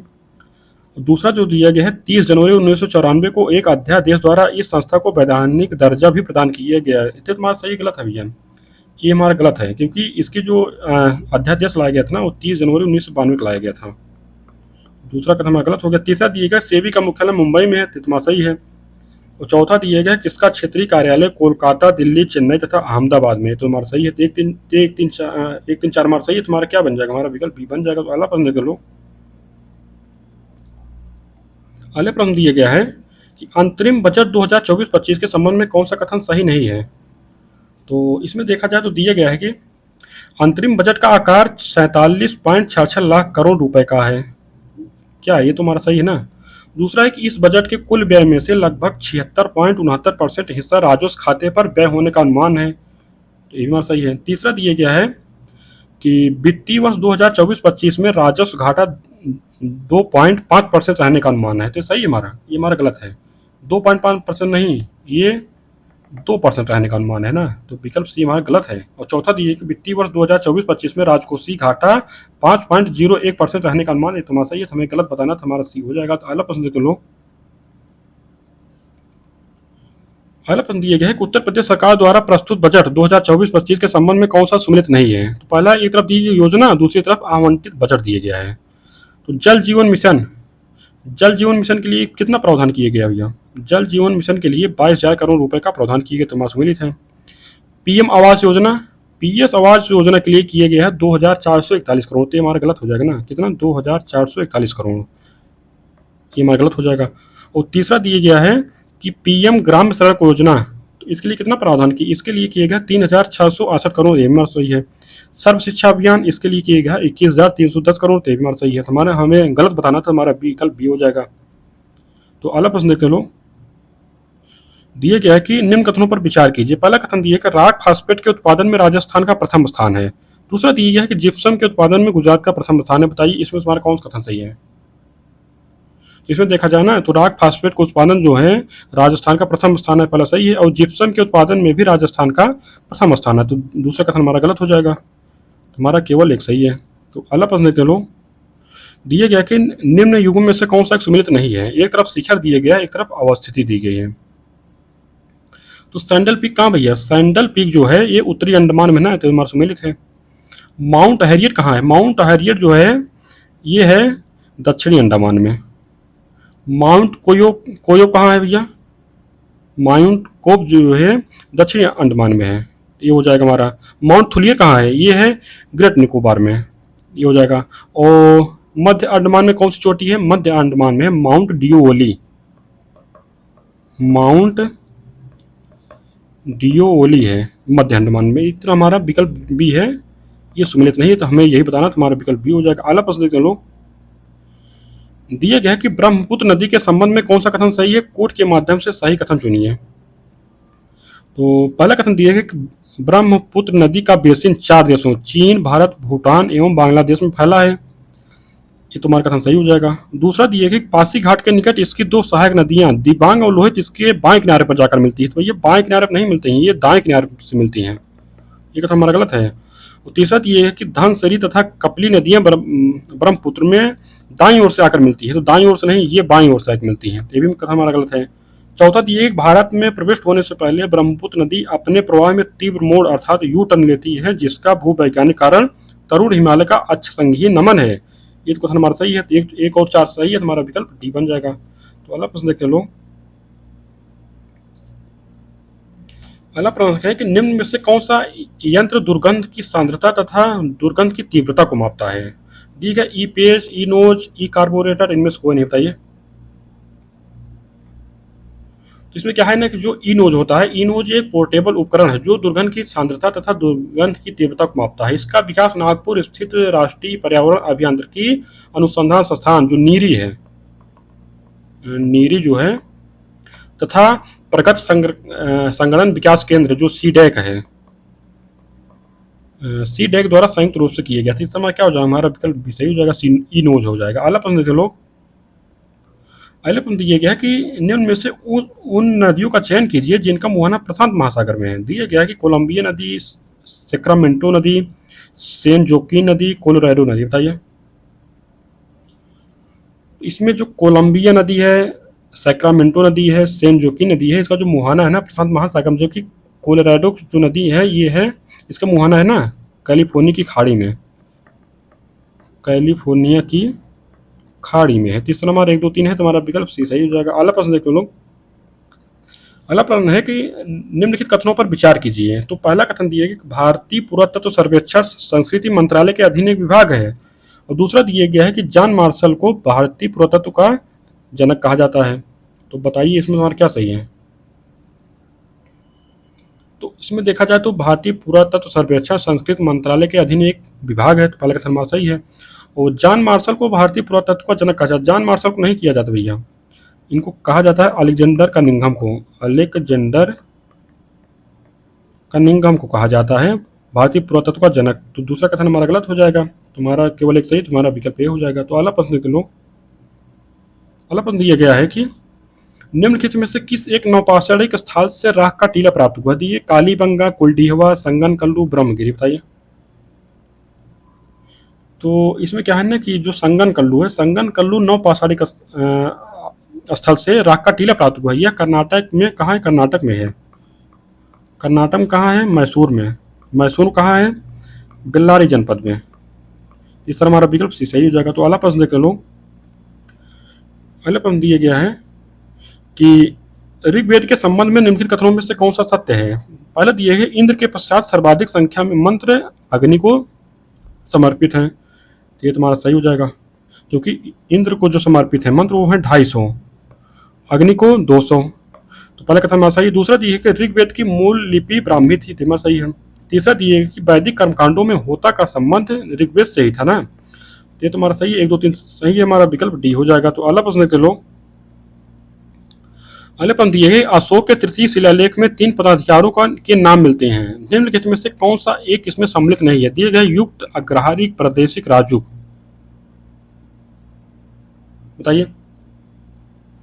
तो इसमें जो इनके जो अशोक के तृतीय शिलालेख में जो 3 पदाधिकारियों को नाम मिलते हैं उनमें एक मिलता है युक्ति का, प्रादेशिक का, राजुक का। अग्रहारिक नहीं मिलता है। युक्ति कौन होता था? युक्ति जो होता था ना, ये जिले के अधिकारी होते थे जो राजस्व वसूलते थे। और राजुक कौन थे? राजुक थे राजस्व विभाग के साथ ही न्याय कार्य देखते थे। प्रादेशिक कौन थे? ये मंडल का प्रधान अधिकारी होता था। इस तरह हमारा जो अग्रहारिक है ये समझ नहीं था। तो अगला प्रश्न देते लोग। दिए गया हुमायूं के मकबरे के संबंध में निम्नलिखित कथनों में से कौन सा सत्य है। तो पहला दिया गया इसका निर्माण इसकी पत्नी हाजी बेगम द्वारा करवाया गया था। दूसरा दिया गया है कि श्वेत संगमरमर से निर्मित यह भारत का पहला दोहरा गुंबद वाला मकबरा है। बताइए इसमें हमारा क्या सही है। तो इसमें देखा जाए ना, जो ये हुमायूं का मकबरा बना था ये कब बना था? ये 1560 के दशक में, और इसका जो नक्शा तैयार किया गया था मीर मिर्जा ग्यास के द्वारा। अभी हम लोग अभी पीछे की क्वेश्चन में इसकी चर्चा हुई थी कि इसका जो नक्शा बनाया गया है ना मीर मिर्जा ग्यास होता तैयार किया गया था, और इसका जो निर्माण कराया गया था इसकी पत्नी हाजी बेगम द्वारा करवाया गया था। पहला कथन में सही है। दूसरा कथन जो श्वेत संगमरमर से निर्मित यह भारत का पहला दोहरा गुंबद वाला मकबरा है, तो सही है, हमारा विकल्प सही हो जाएगा। तो अगला प्रश्न देख लो। तो अगला प्रश्न दिया गया है कि निम्नलिखित में से किस एक चित्रकला पर मुगल चित्रकला का प्रभाव नहीं पड़ा है। दिए गए काली घाट, पहाड़ी, कांगड़ा, राजस्थानी। बताइए। तो इसमें क्या है ना कि जो मुगल काल जो है ना, मुगल कला की जो भारतीय लघु चित्रकला है ये भारतीय चित्रकला की रीढ़ है। मुगल चित्रकला में जो ना पहाड़ी, राजस्थानी और कांगड़ा चित्रकला को प्रभावित किया था, लेकिन काली घाट को नहीं किया था। तो ये हमारा विकल्प था। काली घाट कहाँ है भाई? काली घाट जो चित्रकला है ना ये कलकत्ता से संबंधित है। जिस तरह हमारा विकल्प सही हो जाएगा। अगला प्रश्न देख लो। दिए गए भारत में कर्नाटक युद्ध के नाम से जाना जाने वाला युद्ध किसके मध्य लड़ा गया था। तो पहला दिए है अंग्रेजों एवं कर्नाटक के नवाब के मध्य। दूसरा दिए है कि अंग्रेजों एवं पुर्तगालियों के मध्य। तीसरा दिए है कि अंग्रेजों एवं फ्रांसीसियों के मध्य। चौथा दिए है अंग्रेजों एवं डचों के मध्य। बताइए। तो इसमें क्या है ना, भारत में कर्नाटक युद्ध के नाम से जाने जाने वाला जो युद्ध है अंग्रेजों फ्रांसीसियों के मध्य लड़ा गया था। इसमें क्या था, कर्नाटक जो प्रथम युद्ध था ये हुआ था 1746 से 48 के मध्य हुआ, और जो दूसरा युद्ध हुआ था, द्वितीय युद्ध हुआ था 1749 से 54 के मध्य हुआ था। और तीसरा जो युद्ध हुआ था वो 1758 से, ये 1758 से 63 के मध्य हुआ था। सॉरी ये नहीं 56 से हुआ था ना, ये सप्तवर्षीय युद्ध जो यूरोप में हुआ था उसी का ही भाग यहाँ पर था। इस तरह हमारा क्या हो जाएगा, ये हम हो जाएगा अंग्रेजों फ्रांसीसियों के मध्य हो जाएगा ना, तो 57 सी हमारा सही है। तो अगला प्रश्न देख लो। अगला प्रश्न है कि इल्बर्ट बिल विवाद को लेकर निम्नलिखित गवर्नर जनरलों में से किस एक ने वर्ष 1884 में अपना कार्यकाल पूरा होने के पूर्व त्यागपत्र दिया था। ये Lord Canning, Lord Ripon, Lord Lytton, Lord Bentinck, बताइए। इसमें क्या था ना, इल्बर्ट बिल विवाद को लेकर लॉर्ड रिपन ने 1884 ईस्वी में अपना कार्यकाल पूरा होने के पूर्व त्यागपत्र दिए थे। कौन? Lord Ripon. तो विकल्प हमारा सी हो जाए। कब दिए थे? 1884 में। इनका कार्यकाल कब था? 1880 से 84 के मध्य। तो ये हो जाएगा। इल्बर्ट बिल का उद्देश्य क्या था? इल्बर्ट बिल का उद्देश्य था जात भेद पर आधारित समस्त न्यायिक आयुक्ताओं को तुरंत समाप्त करना था। विकल्प हमारा भी सही जो है। अगला प्रश्न लो, दिए गया कि निम्नलिखित युगों में से कौन सा एक बेमेल है। दिया गया है कि देवबंद आंदोलन। देवबंद आंदोलन कहाँ चलाया था? ये उत्तर प्रदेश में चलाया गया था ना। दूसरा ये कि आत्मसम्मान आंदोलन। आत्मसम्मान आंदोलन जो चलाया गया था ये तमिलनाडु चलाया गया था। तारकेश्वर आंदोलन बंगाल चला गया था। मानव धर्म सभा ये राजस्थान में चला गया था, ये चलाया गया था गुजरात में। तो इस तरह हमारा हमें बताना कौन बेमेल है, हमारा विकल्प डी हो जाएगा। तो अगला प्रश्न देखते लो। अगले प्रश्न दिया गया कि निम्नलिखित युगों में से कौन सा एक बेमेल है। एक तरफ दिया गया है कांग्रेस अधिवेशन, उसके और दूसरी तरफ अध्यक्ष दिए गए। तो हरिपुरा 1938, तो इसकी अध्यक्षता किसके द्वारा की गई थी? इसकी अध्यक्षता की गई थी सुभाष चंद्र बोस के द्वारा। दूसरा दिए कि नासिक 1905 जो 50 में इसकी अध्यक्षता की गई थी पुरुषोत्तम दास टंडन के द्वारा। तीसरा है कि मद्रास अधिवेशन 1927, जो इसकी अध्यक्षता थी ना यमी अंसारी द्वारा की गई थी, मार्क्स मिली थे। और चौथा दिए कानपुर 1925 का अधिवेशन, तो इसका जो अध्यक्षता की गई थी ना वो की गई थी सरोजनी नायडू के द्वारा। किसके द्वारा? सरोजनी नायडू के द्वारा। महात्मा गांधी के द्वारा, महात्मा गांधी के द्वारा जो 1924 में हुआ था बेलगाम अधिवेशन, बेलगाम अधिवेशन कर्नाटक में है ना, तो उसके द्वारा। इस तरह में बताना कौन सा बेमेल, हमारा विकल्प डी हो जाएगा। तो अगला प्रश्न देख लो। अगला प्रश्न दिए कि माइक या माइक के क्या है। पहला कथन दिए बाघों की अवैध हत्या का निगरानी कार्यक्रम। दूसरा है एक सींग वाले गैंडे की अवैध हत्या का निगरानी कार्यक्रम। तीसरा दिए है कि नीलगिरी ताहर की अवैध हत्या का निगरानी कार्यक्रम। चौथा दिए कि हाथियों की अवैध हत्या की निगरानी का कार्यक्रम। बताइए इसमें हमारा क्या सही है। तो इसमें क्या है ना, जो माइक है, माइक का फुल फॉर्म क्या है? माइक का फुल फॉर्म है monitoring the illegal killing of elephants. इस कार्यक्रम का जो उद्देश्य है ना हाथियों की अवैध हत्या की निगरानी करना। तो और इसकी शुरुआत दक्षिण एशिया में 2003 में हुई थी। कब हुई थी? 2003। इस तरह हमारा विकल्प डी सही हो जाएगा। तो अगला प्रश्न देखते लोग। अगला प्रश्न है कि संविधान के अनुच्छेद 112 के अंतर्गत निम्नलिखित में से कौन से व्यय भारत की संचित निधि पर भारित व्यय है। तो जो पहला दिया गया है कि राज्यसभा के सभापति, राज्यसभा के उपसभापति की वेतन एवं भत्ते। दूसरा दिए है कि लोकसभा के अध्यक्ष की वेतन एवं भत्ते। और तीसरा दिया गया है कि भारत के नियंत्रक महालेखाकार के वेतन भत्ते। चौथा दिए कि भारत के महान्यायाधीश के वेतन भत्ते। पांचवा दिया है कि उच्च न्यायालय के न्यायाधीश की पेंशन। बताइए। तो इसमें देखा जाए ना तो राज्यसभा के उपसभापति की वेतन एवं भत्ते, ये भी हमारा सही है। और दूसरा है कि लोकसभा के अध्यक्ष के वेतन एवं भत्ते, ये भी हमारा सही है। तो तीसरा दिए भारत के नियंत्रक महालेखाकार के वेतन भत्ते, ये भी भारित है। चौथा दिए भारत के महान्यायवादी के वेतन भत्ते, ये भारित नहीं भाई, ये संचित निधि पर भारित नहीं है। और पांचवा है उच्च न्यायालय के न्यायाधीश की पेंशन, ये भी हमारा सही है। 1 2 3 5 हमारा सही है। तुम्हारा विकल्प जो है बी सही हो जाएगा। तो अगला प्रश्न देख लो। अगला प्रश्न है शिवाजी से संबंधित निम्नलिखित घटनाओं को कालक्रमानुसार व्यवस्थित कीजिए। तो दिए गए अफजल खां से संघर्ष, और दूसरा है पुरंदर किला विजय, और तीसरा दिए है सूरत की प्रथम लूट, चौथा है कोंकण विजय। तो इनको हमें कालक्रमानुसार व्यवस्थित करना है। तो इनको चलिए व्यवस्थित करते हैं। तो अफजल खां से संघर्ष, अफजल खां से संघर्ष कब हुआ था? ये हुआ था 1659 ईस्वी में ना, 1659 ईस्वी में। पुरंदर किला विजय ये कब हुआ था? ये हुआ था 1654 में। सूरत की प्रथम लूट कब हुई थी? 1664 में। कोंकण विजय कब हुई थी? कोंकण विजय हुई थी 1657 में। तो इससे हमारा क्या बन रहा है? हमारा बन रहा है 2 4 बन रहा है, 2 4 1 3 बन रहा है हमारा, 2 4 1 3 हमारा क्या हो जाएगा फिर? विकल्प डी हमारा बन रहा है। तो अगला प्रश्न दे लो। अगला प्रश्न है सूची 1 को सूची 2 से मिलाना। एक तरफ राजवंश दिया गया, दूसरी तरफ संस्थापक दिए गए हैं। तो पहला जो दिए गए हैं अराबिडो वंश, तो इसके संस्थापक कौन थे? तो इसके संस्थापक थे हमारे तिरुमल थे। उत्पल वंश जो इसके संस्थापक थे अवंतीवर्मन थे। कारकोट वंश इसके संस्थापक थे दुर्लभवर्धन। सातवाहन वंश के संस्थापक कौन थे? सिमुक थे। तो इससे हमारा क्या बन रहा है? हमारा बन रहा है 2 4 1 3 बन रहा है, तो हमारा विकल्प बी सही हो जाएगा। अगला प्रश्न देखते हैं लोग। अगला प्रश्न है कि कथन दिए है, कारण दिए गए हैं। तो कथन दिए है कि ब्लांटिंग पेपर स्याही को शीघ्र सोख लेता है। कारण दिए गए कि इसमें बने छोटे छोटे छिद्र केस नली की तरह कार्य करते हैं। तो बताइए इसमें क्या सही है? तो इसमें क्या है ना कि ब्लांटिंग पेपर स्याही को शीघ्र सोख लेता है। इसका कारण है कि इसमें बने छोटे छोटे छिद्रों का केस नली की तरह कार्य करता है। तो हमारा कथन भी सही है, कारण सही है। कारण जो है कथन की व्याख्या करता है, तो विकल्प हमारा ऐसे सही हो जाएगा। अगला प्रश्न देख लो। अगले प्रश्न बताया गया कि निम्न युग में से कौन सा सही सुमेलित है? और एक तरफ दिए गए लोक शिकायत निवारण प्राधिकरण और दूसरी तरफ देश दिया गया है। तो ओम्बुड्समैन, तो ओम्बुड्समैन है जो ना, ये स्वीडन का विकास वो है, लोक शिकायत निवारण प्राधिकरण है। और प्रोक्यूरेटर प्रणाली ये पोलैंड की है। प्रशासनिक न्यायालय प्रणाली ये यूनान की है। इस तरह हमारा जो है ना तीनों सुमेलित है, हमारा विकल्प डी हो जाएगा। तो अगला प्रश्न देख लो। अगला प्रश्न है कि नीचे दो कथन दिए, एक में कथन दिए को कारण दिया गया है। तो कथन दिए गए किस द्वारा मौद्रिक नीति की तुलना में राजकोषीय नीति को अधिक महत्वपूर्ण माना गया है? कारण दिए है कि मंदी की स्थिति का उपचार करने में मौद्रिक नीति विफल रहती है। बताइए। तो इसमें क्या है जो कथन दिए गए ना, किस द्वारा मौद्रिक नीति की तुलना में राजकोषीय नीति को अधिक महत्वपूर्ण माना गया था, तुम्हारा सही है।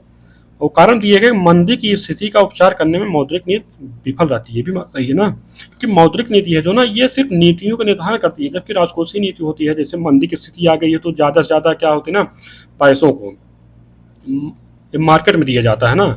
तो मार्केट में जब दिया जाता है तो ज़्यादा से ज़्यादा क्या होता है कि व्यापार बढ़ता है, लोग ऋण लेते हैं, तो इससे क्या होता है कि मंदी से उबरने में मदद मिलती है। ये एक इसके द्वारा संभव है, ये सिर्फ राजकोषीय नीति के द्वारा ही संभव ना। तो इसमें हमारा कथन भी सही, कारण भी सही है, कारण कथन की व्याख्या भी कर रहा है, विकल्प हमारा ये सही हो जाएगा। तो अगला प्रश्न देख लो। अगला प्रश्न दिया गया कि निम्नलिखित पर विचार करें। दिए गए लीना, ओबे, कोलिमा, येनेसी उपरोक्त आर्कटिक महासागर में गिरने वाली नदियों को पश्चिम से पूर्व सही क्रम में व्यवस्थित करें। तो व्यवस्थित करिए इनको, देखिए। तो इनमें क्या है ना कि आर्कटिक महासागर में जो गिरने वाली नदियों को पश्चिम जो पूरब को सही क्रम है, तो पहले स्थान क्या आएगी? पहले स्थान आती है भैया जो सबसे पश्चिम में ओबे है, दूसरे पे आती है येनेसी, तीसरे पास जाएगी हमारी लीना, चौथे पास जाएगी कोलिमा। इस तरह हमारा क्या बन रहा है? हमारा बन रहा है 2 4 1 3 बन रहा है, हमारा विकल्प डी हमारा सही हो जाएगा। अगला प्रश्न देख लो।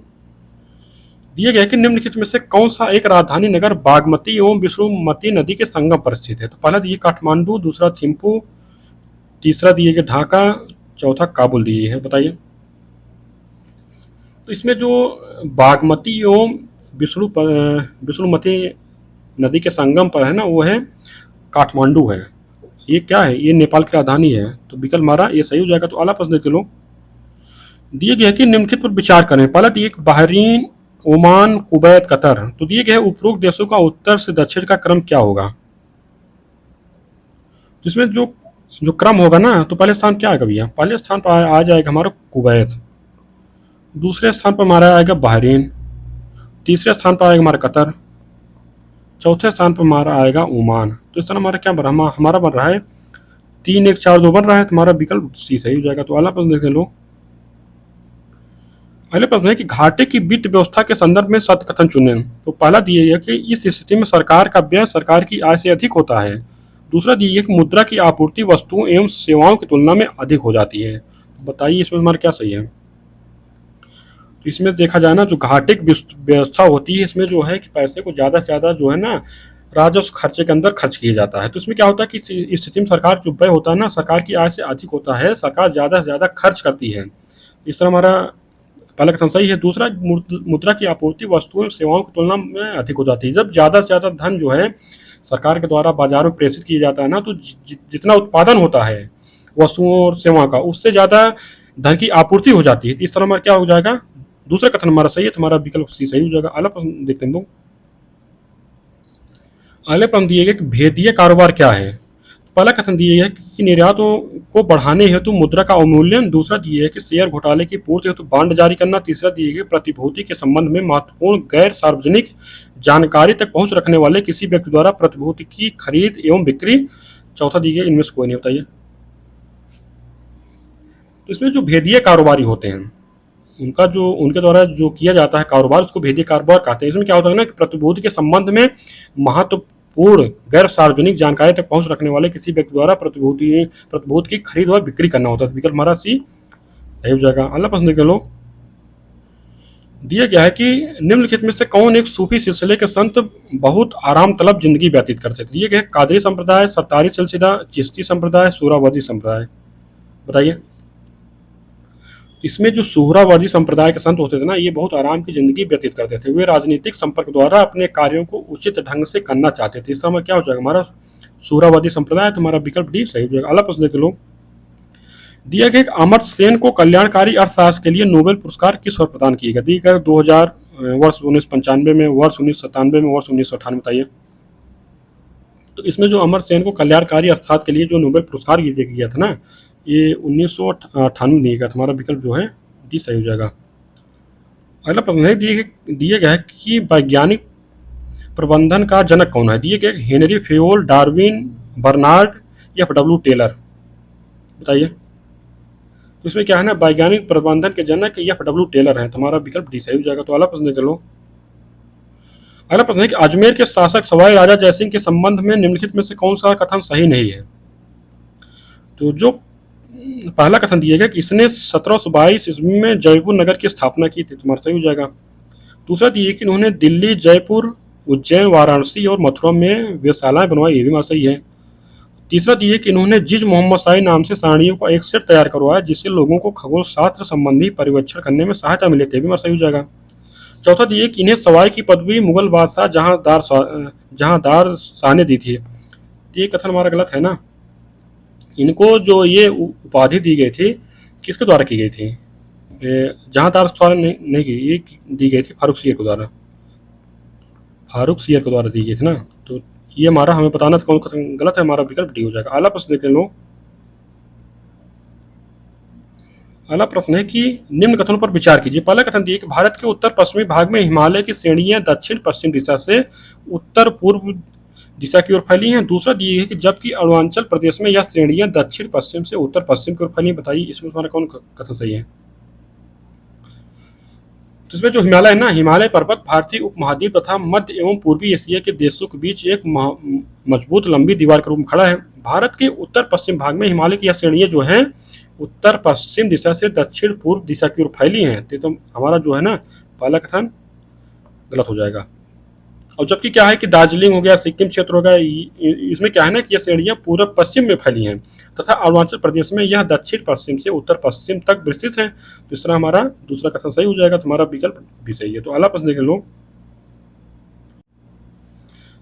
इसमें अगला प्रश्न हम लोग देखेंगे। इसमें सूची एक को सूची दो से मिलान करना। एक तरफ दिएगा सूखा का प्रकार, दूसरे विशेषता दी गई। तो मौसम विज्ञान संबंधी सूखा किसे कहते हैं। तो इसमें क्या है ना, ऐसी स्थिति जिसमें लंबे समय तक अपर्याप्त वर्षा होती है और इसका सामयिक और स्थानिक वितरण भी संतुलित होता है। ये तुम्हारा ये सम्मिलित हो जाएगा।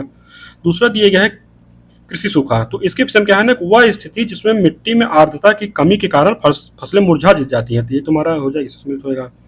जल विज्ञान संबंधी सूखा, इसके अंतर क्या होता है, जब विभिन्न जल संग्रहण, जलाशय, जलभूत और झीलों इत्यादि का स्तर वृष्टि द्वारा की जाने वाली जलापूर्ति के बाद भी नीचे गिरता है तो इसको आते हैं जल विज्ञान संबंधी सूखा।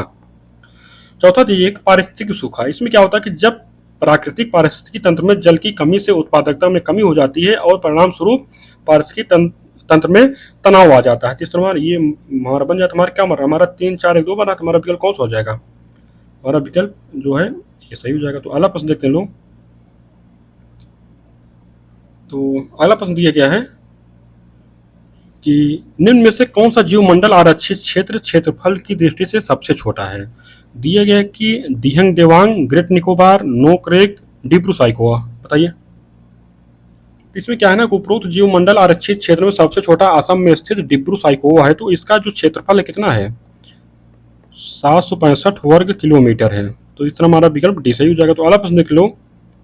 दिया गया कि निम्न कथनों पर विचार कीजिए। तो पहला कथन दिया गया कि भारत में पश्चिमी घाट, विंध्याचल और नीलगिरी पर्वत श्रृंखलाएं उष्णकटिबंध में पड़ती हैं। दूसरा कथन दिया है कि इनके ऊंचाई वाले क्षेत्रों में शीतोष्ण कटिबंधीय और निचले क्षेत्रों में उपोष्ण कटिबंधीय प्राकृतिक वनस्पति पाई जाती है। बताइए इसमें कौन सही है? तो इसमें देखा जाए हमारा ना दोनों कथन सही है, तो इस तरह हमारा विकल्प जो है सी सही हो जाएगा। तो अगला प्रश्न देख लो, दिए गया है कि उत्तरी भारत में शीत ऋतु में अधिक ठंड पड़ने के मुख्य कारण कौन से हैं? कूट के माध्यम से सही उत्तर चुनिए।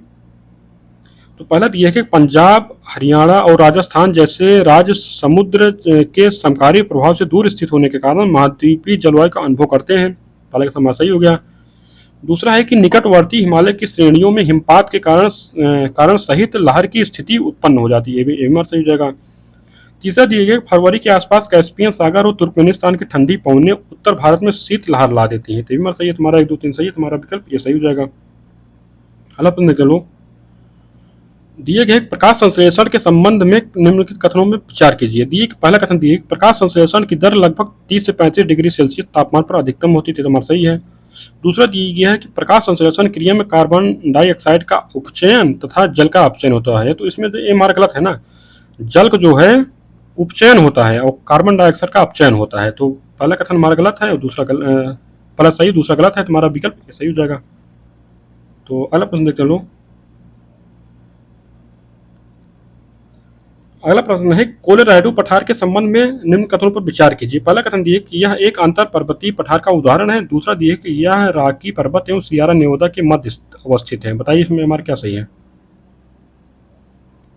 इसमें क्या है ना, कोलोराडो का पठार उत्तरी अमेरिका महाद्वीप में स्थित एक अंतरा पर्वतीय पठार का उदाहरण है जो रॉकी पर्वत एवं सियरा नेवादा के मध्य अवस्थित है। यह एक उष्ण मौसमी क्षेत्र है। तो इसमें हमारा पहला और दूसरा कथन सही, हमारा विकल्प जो है सी सही हो जाएगा। अगला प्रश्न देख लो, दिए गया है कि निम्न में से किस शहर को बाल्टिक सागर की कुंजी के नाम से जाना दिए गया है? ओस्लो, स्टॉकहोम, मलामा, कोपनहेगन। बताइए इसमें जो है जो कोपनहेगन है ये डेनमार्क की राजधानी है और कोपनहेगन को बाल्टिक सागर की कुंजी के नाम से जाना जाता है। तो ये किसकी राजधानी है? डेनमार्क की। विकल्प हमारा डी सही हो जाएगा। अगला प्रश्न देखते लोग, तो दिया गया है कि निम्न कथनों पर विचार कीजिए। जिसमें दिए गए ओकोवा नामक वैज्ञानिक ने डीएनए का पात्रे संश्लेषण तथा कानबन ने आरएनए का पात्रे संश्लेषण किया था। दूसरा दिए कि भारतीय मूल के वैज्ञानिक हरगोविंद खुराना को 1969 ईस्वी में नोबेल पुरस्कार प्रदान किए गए थे। बताइए इसमें हमारा क्या सही है? इसमें देखा जाए ना, जो ओकोवा नामक वैज्ञानिक ने आरएनए का जो है पात्रे संश्लेषण किया था। ओकोवा नामक वैज्ञानिक जो है इनका आरएनए किया था और डीएनए जो पात्रे संश्लेषण किया था वो कार्नबर्ग द्वारा किया गया था। इसमें पहला कथन गलत है। और दूसरा दिया गया है कि भारतीय मूल के वैज्ञानिक हरगोविंद खुराना को 1969 ईस्वी में नोबेल पुरस्कार प्रदान किया, नहीं 1969 में नहीं किया गया था भैया, 1968 में किया गया था। इस तरह हमारा दोनों कथन गलत है, हमारा विकल्प डी सही हो जाएगा। अगला प्रश्न देखते लो, अगला प्रश्न है कि निम्न में से कौन से रोग प्रोटोजोआ जनित रोग हैं? तो पहला दिया है कि मलेरिया, कालाजार, सोने की बीमारी, एथलीट फुट। बताइए तो इसमें क्या है ना कि जो प्रोटोजोआ जनित रोग हैं वो मलेरिया भी है, कालाजार भी है, सोने की बीमारी है। तो जबकि मलेरिया क्या होता है ना, ये किसके द्वारा होता है? ये प्लाज्मोडियम जो मच्छर होते हैं, प्लाज्मोडियम मच्छर के द्वारा होता है। कालाजार होता है ये लीस मैनी के द्वारा होता है, लीस महीने के द्वारा होता है। सोने की बीमारी जो होता है ना, ये ट्रिपैनोसोमा जो होता है नामक प्रोटोजोआ के कारण होता है, ट्रिपैनोसोमा। इस तरह हमारा जो है ये 1 2 3 सही है, हमारा विकल्प भी सही हो जाए। एथलीट फूट किसके कारण होता है? ये होता है कवक के कारण। ये हमारा चौथा कथन हमें मतलब इसमें नहीं शामिल थे। 1 2 3 सही है, हमारा विकल्प जो है सही हो जाए। अगला प्रश्न देख लो, अगले प्रश्न में कथन दिए गए, कारण दिए गए। तो कथन में दिए गए पित्त रस में कोई पाचक एंजाइम नहीं होता है फिर भी वह वसा के पाचन में महत्व भूमिका अदा करता है। कारण दिए कि यह वसा का पायसीकरण करता है ताकि स्टीएफसिन नामक एंजाइम वसा का अधिकतम पाचन कर सके। बताइए इसमें हमारा क्या सही है? इसमें जो है ना कि पित्त रस का जो स्राव होता है रासायनिक उद्दीपनों से प्रभावित होता है। इन रासायनिक यौगिक को कोलेलोग कहते हैं। पित्त रस में कोई पाचक एंजाइम नहीं होता है फिर भी पाचन में इसका बहुत महत्व है। यह आंत के क्रमांकुचन गति को बढ़ाता है ताकि पाचक रस कायम में मिल सके। तो पहला कथन हमारा सही है। और क्या कहता है, यह वसा का पायसीकरण करता है ताकि स्टीएप्सिन नामक एंजाइम वसा का अधिकतम पाचन कर सके। तो कारण भी हमें सही है। तो कारण जो है कथन की व्याख्या भी कर रहा है, तुम्हारा विकल्प जो है ये सही हो जाएगा। तो अगला प्रश्न देखते हैं लोग। अगला प्रश्न हम लोग दिए गया है कि एक तरफ शाखा दिया गया है, एक तरफ अध्ययन दिया गया है, उसको हमें बताना है कौन सा इसमें सुमेलित नहीं है। तो बायोनॉमिक्स दिए गया। बायोनॉमिक्स जो अध्ययन किया जाता है उसका अध्ययन है कि जीवधारियों का उनके वातावरण के साथ संबंध का अध्ययन किया जाता है, सुमेलित है।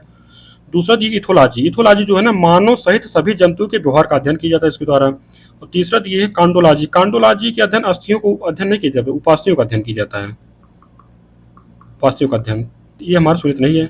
मायोलॉजी। मायोलॉजी के मनुष्य की पेशियों का अध्ययन किया जाता है, ये भी हमारा सुमेलित है। हमें बताना कौन सुमेलित नहीं है, हमारा विकल्प सी हो जाएगा। अगला प्रश्न देख लो। दिए गए कोडाईकनाल सौर व्यवसाय के संबंध में निम्न से कौन सा कथन सही नहीं है। तो जो पहला दिया गया है कि इस सौर व्यवसाय का स्वामित्व और संचालन भारतीय खगोल भौतिकी संस्थान द्वारा किया जाता है। दूसरा दिए गए इसकी स्थापना 1920 में की गई। तीसरा कथन दिया गया कि यह पलनी पहाड़ी के दक्षिणी सिरे पर स्थित है। चौथा दिए कि इसकी स्थापना सौर गतिविधियों और मानसून के बीच संबंध को समझने की आवश्यकता से प्रेरित है। बताइए। तो इसमें जो पहला कथन हमारा है कि इस सौर व्यवसाय का स्वामित्व और संचालन भारतीय खगोल भौतिकी संस्थान द्वारा किया जाता है ना, ये कथन हमारा सही है। जो दूसरा है कि इसकी स्थापना 1920 में की गई। तो 1920 में नहीं की, इसकी स्थापना जो की गई थी 1899 में की गई थी। दूसरा कथन हमारा गलत है। यह पलनी पहाड़ी के दक्षिणी सिरे पर स्थापित है, ये भी हमारा सही हो जाएगा। और चौथा, इसकी स्थापना सौर गतिविधियों और मानसून के बीच संबंध को समझने की आवश्यकता से प्रेरित है, ये भी हमारा सही हो जाएगा। तो हमें गलत बताना, तो हमारा विकल्प भी सही हो जाएगा। अगला प्रश्न देखते हैं लोग। अगले प्रश्न दिए गया कि कथन दिए कारण दिए। कथन दिए गए कि छिला हुआ सेब छिलका युक्त सेब की तुलना में जल्दी खराब हो जाता है। कारण दिया गया है कि सेब का छिलका उसका सुरक्षा आवरण होता है जो सूक्ष्म जीवाणुओं को सेब के भीतर प्रवेश करने से बचाता है। तो बताइए इसमें क्या सही हमारा। इसमें देखा जाए हमारा कथन भी सही है, कारण सही है, कारण जो है कथन की व्याख्या भी कर रहा है, तो हमारा विकल्प ये सही हो जाएगा। तो अगला प्रश्न देखते हैं लोग। अगला प्रश्न है कि दिए गया है कि निम्नलिखित कथनों पर विचार कीजिए। दिए गया कि निम्न मेघ मुख्यतः सौर विकिरण को परावर्तित कर भूपृष्ठ को ठंडा रखते हैं। दूसरा कथन दिए कि भूपृष्ठ से उत्सर्जित होने वाली आवृत विकिरणों का निम्न मेघ में उच्च अवशोषण होता है और इससे तापन प्रभाव होता है। बताइए इसमें क्या सही है। तो इसमें क्या है ना कि निम्न ऊंचाई पर स्थित एवं घने बादल सौर विकिरण को परावर्तित करते हैं एवं पृथ्वी की सतह को शीतल रखते हैं। तो पहला कथन हमारा सही हो जाएगा। जबकि क्या है कि ना वहीं दूसरी तरफ ऊंचाई पर स्थित एवं पतले बादल मुख्यतः आने वाले सौर विकिरण को संचारित करते हैं। इसके अतिरिक्त ये पृथ्वी द्वारा उत्सर्जित जो है आवृत विकिरणों को रोककर पृथ्वी की तरफ वापस लौटा देते हैं, जिससे पृथ्वी की सतह गर्म हो जाती है। इसमें क्या हो जाता है, तो दूसरा कथन हमारा गलत है। तो ये क्या होता है ना, ये जो ना इनका जो तापमान का जो प्रभाव हो रहा है ये निम्न मेघ के कारण नहीं होता है। ये जो ऊंचाई पर स्थित हैं, जो उच्च बादल होते हैं, ये उनके कारण होता है। तो हमारा दूसरा कथन जो गलत है, तुम्हारा केवल एक सही, तुम्हारा विकल्प सही हो जाएगा। अगला प्रश्न देखते लोग। अगले प्रश्न में तरफ कारण दिए गए और कथन दिए कारण दिए। कथन दिए गए कि ठंडे देशों में पारा के स्थान पर एल्कोहल को तापमापी द्रव के रूप में वरीयता दी जाती है। कारण दिए गए पारा का हिमांक एल्कोहल से निम्नतर होता है। तो बताइए इसमें क्या सही है। तो इसमें से क्या है ना कि ठंडे देशों में पारा के स्थान पर अल्कोहल को तापमापी द्रव के रूप में वरीयता दी जाती है, क्योंकि अल्कोहल का द्रवांक के निम्नतर होने के कारण ठंडे स्थानों पर इसका जो है हिमांक काफी नीचे होता है, जिससे शून्य से भी काफी कम तापमान हो जाने पर भी यह द्रव अवस्था में ही बना रहता है। अल्कोहल जो हिमांक होता है, क्या है ना, अल्कोहल का हिमांक है पारा की तुलना में कम होता है। तो हमारा कथन सही, कारण सही है, और कारण जो है कथन व्याख्या भी कर रहा है, तो विकल्प हमारा सही हो जाएगा। तो अगला प्रश्न देखते लोग। अगले प्रश्न में सूची 1 को सूची 2 से मिलाना है। सूची 1 में दिए गए उपकरण और दूसरे में दिए कि मापन की राशि दी गई है। तो अमीटर के द्वारा क्या मापा जाता है। अमीटर के द्वारा जो मापा जाता है विद्युत धारा की माप की जाती है, ये हमारा हो जाएगा। हाइग्रोमीटर के द्वारा क्या क्या मापा जाता है, सापेक्षिक आर्द्रता। स्प्रिंग तुला के द्वारा भार मापा जाता है। बैरोमीटर के द्वारा दाब मापा जाता है। तो इससे हमारा क्या बन रहा है, हमारा बन रहा है 4 3 1 2 बन रहा है, हमारा विकल्प सी हो जाएगा। अगला प्रश्न देख लो।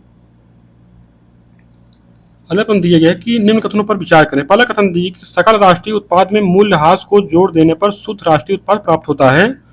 दूसरा दिए कि साधन लागत पर शुद्ध राष्ट्रीय उत्पाद को ही राष्ट्रीय आय कहा जाता है। बताइए इसमें क्या सही है। तो इसमें जो पहला कथन दिया गया है ना कि सकल राष्ट्रीय उत्पाद में मूल्यह्रास को जोड़ दे नहीं घटा देने पर, इस घटा देने पर शुद्ध राष्ट्रीय उत्पाद प्राप्त होता है। पहला कथन हमारा गलत है। दूसरा जो दिए कि साधन लागत पर शुद्ध राष्ट्रीय उत्पाद को ही राष्ट्रीय आय कहा जाता है, तो तुम्हारा सही है, तुम्हारा विकल्प भी सही जो है। अगला प्रश्न देख लो। तो इसमें दिए गया है ना जो पहला कथन है, दिए गए पोस्की पर्यटन का मुख्य उद्देश्य सांस्कृतिक अखंडता और पारिस्थितिक प्रक्रियाओं को बनाए रखते हुए पर्यटन और पर्यावरण का प्रबंध करना है। तो तुम्हारा पहला कथन सही है। दूसरा ये है कि UNWTO द्वारा पोस्की पर्यटन हेतु 15 लक्ष्यों को परिभाषित किया गया था। तो हमारा 15 लक्ष्यों को नहीं परिभाषित किए गया, किसके कितने 12 लक्ष्यों को परिभाषित किया गया था। दूसरा हमारा गलत है, तुम्हारा केवल एक सही है, तुम्हारा विकल्प ये हो जाएगा। अगला प्रश्न देख लो। तो अगला प्रश्न दिया गया है कि एक तरफ संस्था दिए गए हैं, एक तरफ स्थापना वर्ष दिए गए हैं। तो पहले तरफ जो संस्था दी गई है अंतर्राष्ट्रीय पुनर्निर्माण एवं विकास बैंक, तो इसकी स्थापना कब हुई थी? इसकी स्थापना 1944 ईस्वी में हुई थी। और दूसरा दिए कि अंतर्राष्ट्रीय विकास परिषद, इसकी स्थापना कब हुई थी? इसकी स्थापना 1960 में हुई थी। अंतर्राष्ट्रीय वित्त निगम, इसकी स्थापना कब हुई थी? इसकी स्थापना जो हुई थी 1965 में हुई थी। 1965 में हुई थी। और बहुपक्षीय विनियोग गारंटी संस्था मीगा, इसकी स्थापना कब हुई थी? इसकी स्थापना जो हुई थी ना 1978 में हुई थी, 1988 में हुई थी मीगा की स्थापना। तो विकल्प हमारा जो है हमें बताना था कौन से मिलते हैं, हमारा विकल्प डी हो जाएगा। अगला प्रश्न देख लो। अगला प्रश्न है कि दिए गया है कि निम्न कथनों पर विचार कीजिए। पहला कथन दिया गया है कि आयुष्मान भारत प्रधानमंत्री जन आरोग्य योजना 23 सितंबर 2018 को प्रारंभ की, तो कथन हमारा सही है। जो दूसरा दिया गया है कि राष्ट्रीय स्वास्थ्य प्राधिकरण इस योजना की क्रियान्वयन एजेंसी है, तो भी हमारा सही है। तुम्हारा एक और दो कथन दोनों सही है, हमारा विकल्प सही हो जाएगा। अगला प्रश्न देखते हैं लोग। अगला प्रश्न है कि निम्न में से किस दक्षिण एशिया देश का जनघनत्व तो सबसे अधिक है? दिए गए मालदीव, पाकिस्तान, श्रीलंका, बांग्लादेश, बताइए। इसमें जो है ना कि दक्षिण एशिया जो देश है मालदीव, इसका जनघनत्व तो सबसे ज़्यादा है। तो इसका जनघनत्व जो है 1746 है, 1746 प्रति व्यक्ति प्रति वर्ग किलोमीटर है।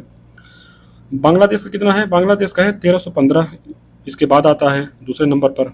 श्रीलंका का 348 है। पाकिस्तान कितना है? 306 है। इस तरह हमारा विकल्प ऐसा ही हो जाए। अगला प्रश्न देख लो। दिए गया कि निम्न में से कौन सा देश वर्तमान में लौह अयस्क का शीर्ष उत्पादक देश है? दिए गए चीन, ऑस्ट्रेलिया, ब्राजील, रूस, बताइए। इसमें देखा जाए ना तो नवीनतम आंकड़ों के अनुसार लौह अयस्क का जो शीर्ष उत्पादक राज्य ऑस्ट्रेलिया है। और इसके बाद कौन सा आता है? इसके बाद आता है चीन, आता है दूसरे नंबर। 3 नंबर पर आता है ब्राजील। तो हमारा विकल्प भी सही हो जाएगा। अगला प्रश्न देखते लो। तो अगला प्रश्न है कि खाद्य प्रसंस्करण उद्योग के संबंध में निम्न कथनों पर विचार करें। पहला कथन दिया गया है कि कृषि निर्यात में प्रसंस्कृत खाद्य निर्यात की हिस्सेदारी 2022-23 में बढ़कर 25.6% हो गई। तो पहला कथन हमारा सही है। और दूसरा दिए गए कुल पंजीकृत संगठित क्षेत्र में 12.22% रोजगार के साथ खाद्य प्रसंस्करण क्षेत्र संगठित विनिर्माण क्षेत्र में सबसे बड़े रोजगार प्रदाताओं में से एक है। तो दूसरा कथन हमारा सही है। तुम्हारा विकल्प कौन सा हो जाएगा? हमारा विकल्प सी सही हो जाएगा। तो अगला प्रश्न देखते हैं लोग। अगला प्रश्न दिए निम्नलिखित में से किस एक को अंधेरे का हार्मोन कहते हैं? दिए गए कि वाइसोप्रेसिन, थायरॉक्सिन, मेलाटोनिन, एड्रेनालिन, बताइए। इसमें जो मेलाटोनिन हार्मोन है इसको क्या क्या होता है ना कि पीनियल ग्लैंड से निकलता है। इसका स्राव प्रकाश में नहीं होता है, किंतु जैसे जैसे शाम होती है इसका स्राव आरंभ हो जाता है। अतः इसको क्या कहते हैं? इसको रात का हार्मोन या अंधेरे का हार्मोन कहते हैं। यह निद्रा तथा जागने की क्रिया को नियंत्रित करने वाला हार्मोन है। तो इस तरह में क्या हो जाएगा? हमारा मेलाटोनिन है। तो विकल्प हमारा सी सही हो जाएगा। अगला प्रश्न देखते लो। अगला प्रश्न दिया गया है कि जनगणना 2011 के अनुसार भारत में नगरीकरण के प्रतिशत में दिए गए हैं पहला 3.84% की वृद्धि दर्ज की गई, 3.84% की कमी दर्ज की गई, 3.29% की वृद्धि दर्ज की गई, 3.29% की कमी दर्ज की गई, बताइए। इसमें क्या है ना जनगणना 2011 के अनुसार भारत में नगरीकरण के प्रतिशत में 3.29% की वृद्धि दर्ज की गई। तुम्हारा क्या हो जाएगा? हमारा विकल्प सी हो जाएगा। अगला प्रश्न देखो लोग। इसमें क्या है कि सूची ए को सूची 2 से मिलाना। एक तरफ रोग दिया गया है, एक तरफ उसके कारण दिया गया है। आर्थराइटिस दिया गया है। आर्थराइटिस जो रोग है किसके कारण होता है? ये यूरिक अम्ल के जमाव से होता है। तो हो जाएगा हमारा। हाइड्रोफोबिया ये विषाणु से होता है। पीला बुखार ये पीला बुखार जो है एडीज एजिप्टी मच्छर से होता है। हीमोफीलिया जो है आनुवंशिक रोग ही है। तो सर हमारा क्या बना, हमारा 4 1 2 3 बन रहा है, तो हमारा विकल्प ये सही हो जाएगा। अगला प्रश्न देखते हैं लोग। अगला प्रश्न ये है कि निम्नलिखित युग्मों में से कौन सा एक सही सुमेलित नहीं है। तो पहला जो दिया गया है कि बहू बेगम का मकबरा, तो ये कहाँ भी है, फैजाबाद में है, ये भी सुमेलित है। सबरी प्रपात चित्रकूट में है। लखनौती किला जो है मुजफ्फरनगर में नहीं है, लखनौती किला जो है ये सहारनपुर में है। ये हमें बताना कौन सुमेलित है, हमारा विकल्प सुमेलित नहीं है। उर्मिल डैम जो है महोबा में है, इस तरह हमारा विकल्प सी हो जाएगा। अगला प्रश्न देखते लो। अगला प्रश्न है कि निम्नलिखित पाचक रसों में कौन सा एक अम्लीय होता है। दिए गए आंतरिक रस, पित्त रस, जठर रस, अग्नाशय रस, बताइए। तो इसमें जो जठर रस है ना, जठर रस अमाशय में बनता है, यह अम्लीय होता है, जो भोजन के माध्यम को अम्लीय बना देता है। तो विकल्प हमारा सी हो जाएगा। अगला प्रश्न देख लो। अगला प्रश्न दिए गए कि निम्न पर विचार कीजिए। एक तरफ दिए गए खनिज संसाधन क्षेत्र, दूसरी तरफ जिला दिए गया है। तो पहला दिए गए कजराहट कहाँ है, ये तो सोनभद्र में है, सुमेलित है। शंकरगढ़ प्रयागराज में है, भी सुमेलित है। सोनराई ललितपुर में है, तो भी हमारा सुमेलित है। हमारा क्या हो जाए, 1 2 3 हमारा सुमेलित है, हमारा विकल्प डी सही हो जाएगा। अगला प्रश्न देखते लो। अगले प्रश्न दिया गया है कि ऑस्टियोपोरोसिस रोग की पहचान हेतु निम्नलिखित में से कौन सा एक परीक्षण किया जाता है। दिए गए बीएमडी, विडाल, एलिसा, इनमें से कोई नहीं, बताइए। इनमें जो होता है ना क्या है कि ऑस्टियोपोरोसिस जो रोग होता है ना, उसके इसमें जो परीक्षण किया जाता है बीएमडी परीक्षण किया जाता है। बीएमडी फुल फॉर्म क्या है, बीएमडी जो है फुल फॉर्म है बोन मिनरल डेंसिटी, और क्या होता है कि ऑस्टियोपोरोसिस रोग की पहचान के लिए बोन मिनरल डेंसिटी टेस्ट किया जाता है। तो इसमें विकल्प ए हो जाएगा। अगला प्रश्न चलो। दिए गए कि राज्य विधानसभा के प्रति मंत्रिपरिषद का सामूहिक उत्तरदायित्व होगा, यह वर्णित है अनुच्छेद 154 में, अनुच्छेद 162 में, अनुच्छेद 164 में, अनुच्छेद 165 में, बताइए। तो इसमें क्या है ना कि अनुच्छेद 164 में वर्णित है कि राज्य विधानसभा के प्रति मंत्रिपरिषद का सामूहिक उत्तरदायित्व होगा, हमारा विकल्प सी सही है। अगला प्रश्न देखते लो। दिए गए कि आकाशीय पिंडों का अध्ययन करने वाली भौतिक विज्ञान की शाखा को कहते हैं। दिए गए कि एस्ट्रोफिजिक्स, एस्ट्रोनॉमी, एस्ट्रोनॉटिक्स, एस्ट्रोलॉजी, बताइए। तो इसमें क्या है ना, आकाशीय पिंडों का अध्ययन करने वाली जो भौतिक विज्ञान की शाखा होती है उसको कहते हैं एस्ट्रोफिजिक्स कहते हैं, विकल्प हमारा ये सही हो जाएगा। और अगला प्रश्न देखते लोग। अगला प्रश्न है कि प्रशासनिक अधिकरण के संबंध में निम्न कथनों पर कौन सा कथन सत्य है। दिया गया है कि इसके गठन का अधिकार राष्ट्रपति को है। दूसरा दिया है किसके अध्यक्ष का कार्यकाल 5 वर्ष या 65 वर्ष होता है, बताइए इसमें क्या सही है। इसमें क्या है ना, प्रशासनिक अधिकरण के जो संबंधित अनुच्छेद है कौन सा है, ये अनुच्छेद है 323 का है। और इसके गठन का जो अधिकार है ना वो राष्ट्रपति को नहीं होता है, किसको होता है, ये संसद को होता है। तो पहला कथन हमारा गलत है। दूसरा इसके अध्यक्ष का कार्यकाल 5 वर्ष या 65 वर्ष होता है, तो हमारा दूसरा सही है, तो विकल्प हमारा 2 सही हो जाएगा। अगला प्रश्न देख लो।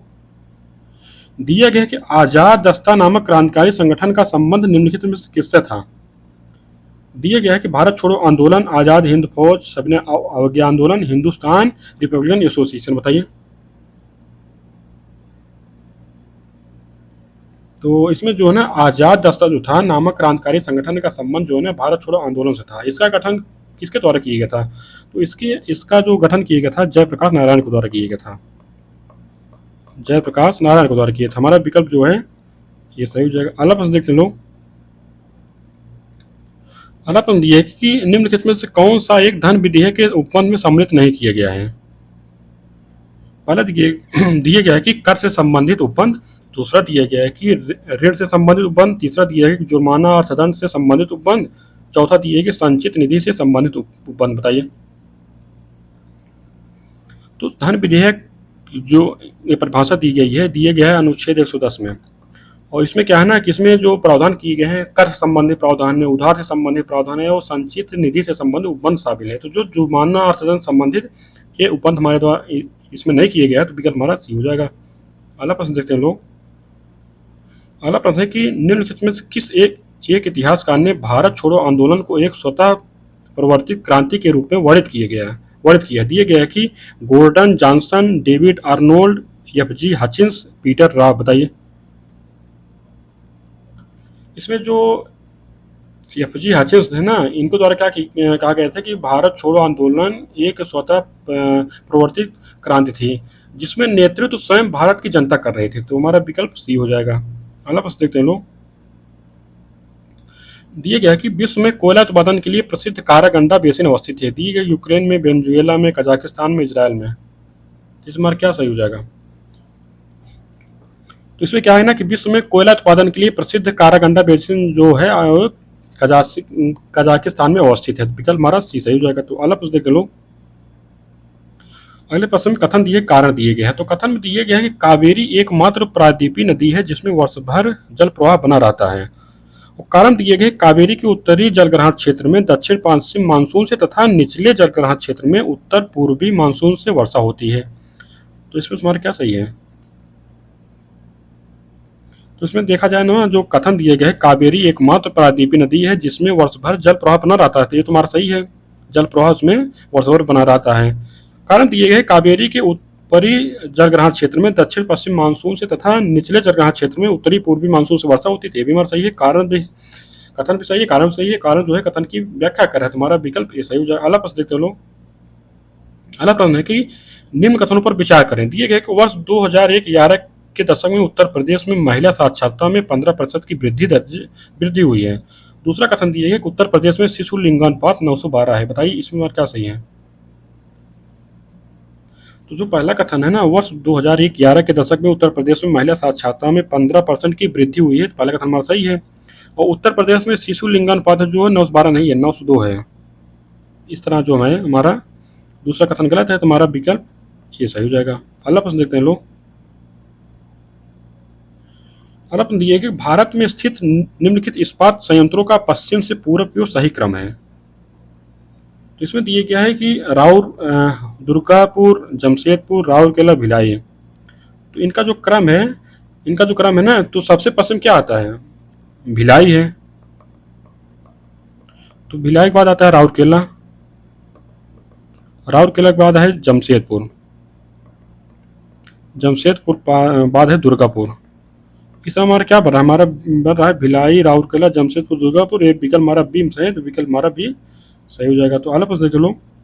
अगले प्रश्न में सूची एक को सूची दो से हमको सुमेल करना है। तो जो एक तरफ दिए गया है कि पुस्तक पत्रिका और दूसरे सूची में दिए गए कि लेखक प्रकाशक।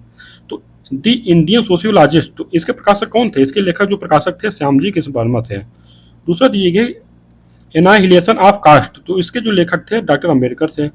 इंडिया डिवाइडेड, इसके जो लेखक थे वो थे राजेंद्र प्रसाद। इंडियन स्ट्रगल, इसके जो लेखक थे वो सुभाष चंद्र बोस थे। आमने सामने हमारा सुमिलित है। तुम्हारा विकल्प जो है ये बन जाएगा। अगला प्रश्न देख लो। दिया गया है कि अग्रलिखित में से कौन सा कार्यक्रम महिलाओं के मध्य शिक्षा के प्रोत्साहन को लक्षित है?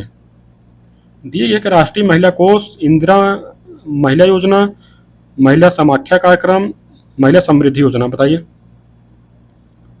तो इसमें क्या है ना कि महिला समाख्या प्रोग्राम जो है महिलाओं के मध्य शिक्षा के प्रोत्साहन को लक्षित करते हुए वर्ष 1988 में प्रारंभ किया गया था। कब? 1988 में। हमारा विकल्प जो है सी बन जाएगा। तो अगला प्रश्न देखते लो।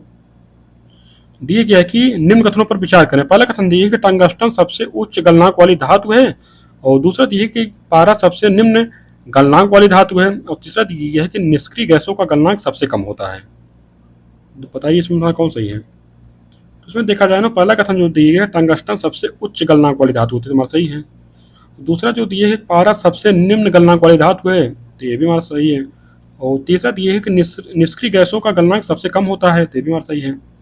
विकल्प 1, 2, 3 हमारा सही, तो विकल्प हमारा सही हो जाएगा। अगला प्रश्न देखते हैं लोग।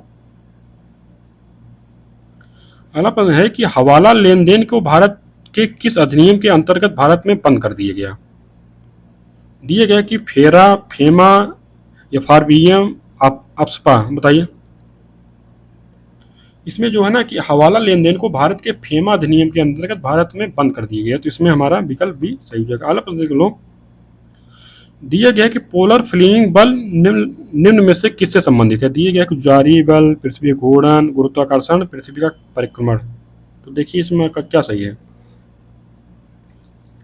तो इसमें क्या है ना कि एक हमारे वैज्ञानिक थे, या वैज्ञानिक क्या थे वो पुरातत्व विज्ञानी थे, जैसे वेगनर थे। तो वेगनर के महाद्वीपीय विस्थापन सिद्धांत के अनुसार जो है महाद्वीपों का विस्थापन जो है ना दो बलों के कारण होता है। एक थे पोलर या ध्रुवीय फ्लिंग बल और दूसरा था ज्वारीय बल। तो पोलर ध्रुवीय फ्लिंग बल जो है पृथ्वी के घूर्णन से संबंधित होता है, जबकि ज्वारीय बल जो है ना सूर्य और चंद्रमा के आकर्षण बल से संबंधित होता है। तो इस तरह क्या बन जाएगा, हमारा विकल्प जो है बी सही है। तो अगला प्रश्न देखते हैं लोग। दिए गए एक सामाजिक वानिकी कार्यक्रम का आरंभ कब किया गया था? दिए गया 1975, 1974, 1976, 1986। बताइए। इसमें क्या है कि सामाजिक वानिकी कार्यक्रम जो है 1976 में आरंभ किया गया था। विकल्प हमारा सी सही हो जाएगा। अगला प्रश्न देखते लोग। अगला प्रश्न है, नींबू परिवार के फलों का एक महत्वपूर्ण प्रदायक निम्नलिखित में से कौन सा है?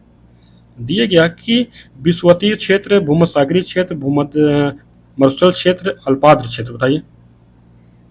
इसमें जो नींबू परिवार के फल होते हैं, यानी कि जो खट्टे फल होते हैं ना, ये जो भूमध्य सागरीय क्षेत्र, भूमध्य सागरीय क्षेत्र क्या है, इसको हम अगर सही देखा जाए तो भूमध्य सागरीय, इनको ये लिखना चाहिए था कि भूमध्य सागरीय जलवायु, क्योंकि भूमध्य सागरीय क्षेत्र तो सिर्फ यूरोप और अफ्रीका के मध्य ही पाया जाता है ना, जबकि भूमध्य सागरीय जलवायु जो है ये सभी महाद्वीप के, ये 30 से 45 डिग्री के महाद्वीप के पश्चिमी भाग पाया जाता है, और जहाँ जहाँ पाया जाता है वहाँ वहाँ नींबू परिवार के फल की उत्पादन होता है। तीसरा हमारा विकल्प क्या हो जाएगा? हमारा विकल्प भी सही है, भूमध्य सागरीय जलवायु जो क्षेत्र है ये हो जाएगा, हमारा विकल्प भी सही। अगला प्रश्न देखते लोग। दिए गए संसद में बजट पारित होने की विभिन्न अवस्थाएं होती हैं, जिनमें क्रमशः बजट की प्रस्तुति, आम चर्चा तथा विभागीय समिति द्वारा जांच जांच जो है प्रथम 3 चरण है। निम्नलिखित दिए गए विकल्पों में अगले 3 क्रमशः चरणों की पहचान करें। तो इसमें क्या है ना, जो इसमें दिया गया है कि पहले चरण क्या होता है ना, बजट की प्रस्तुति होती है, दूसरा होता है कि आम चर्चा होती है, और तीसरा है कि विभागीय समितियों द्वारा जांच होती है, ये हो गया। और चौथा जो होता है अनुदान की मांगों पर मतदान होता है। तो इसमें क्या है, हमारा अनुदान की मांगों पर मतदान होता है।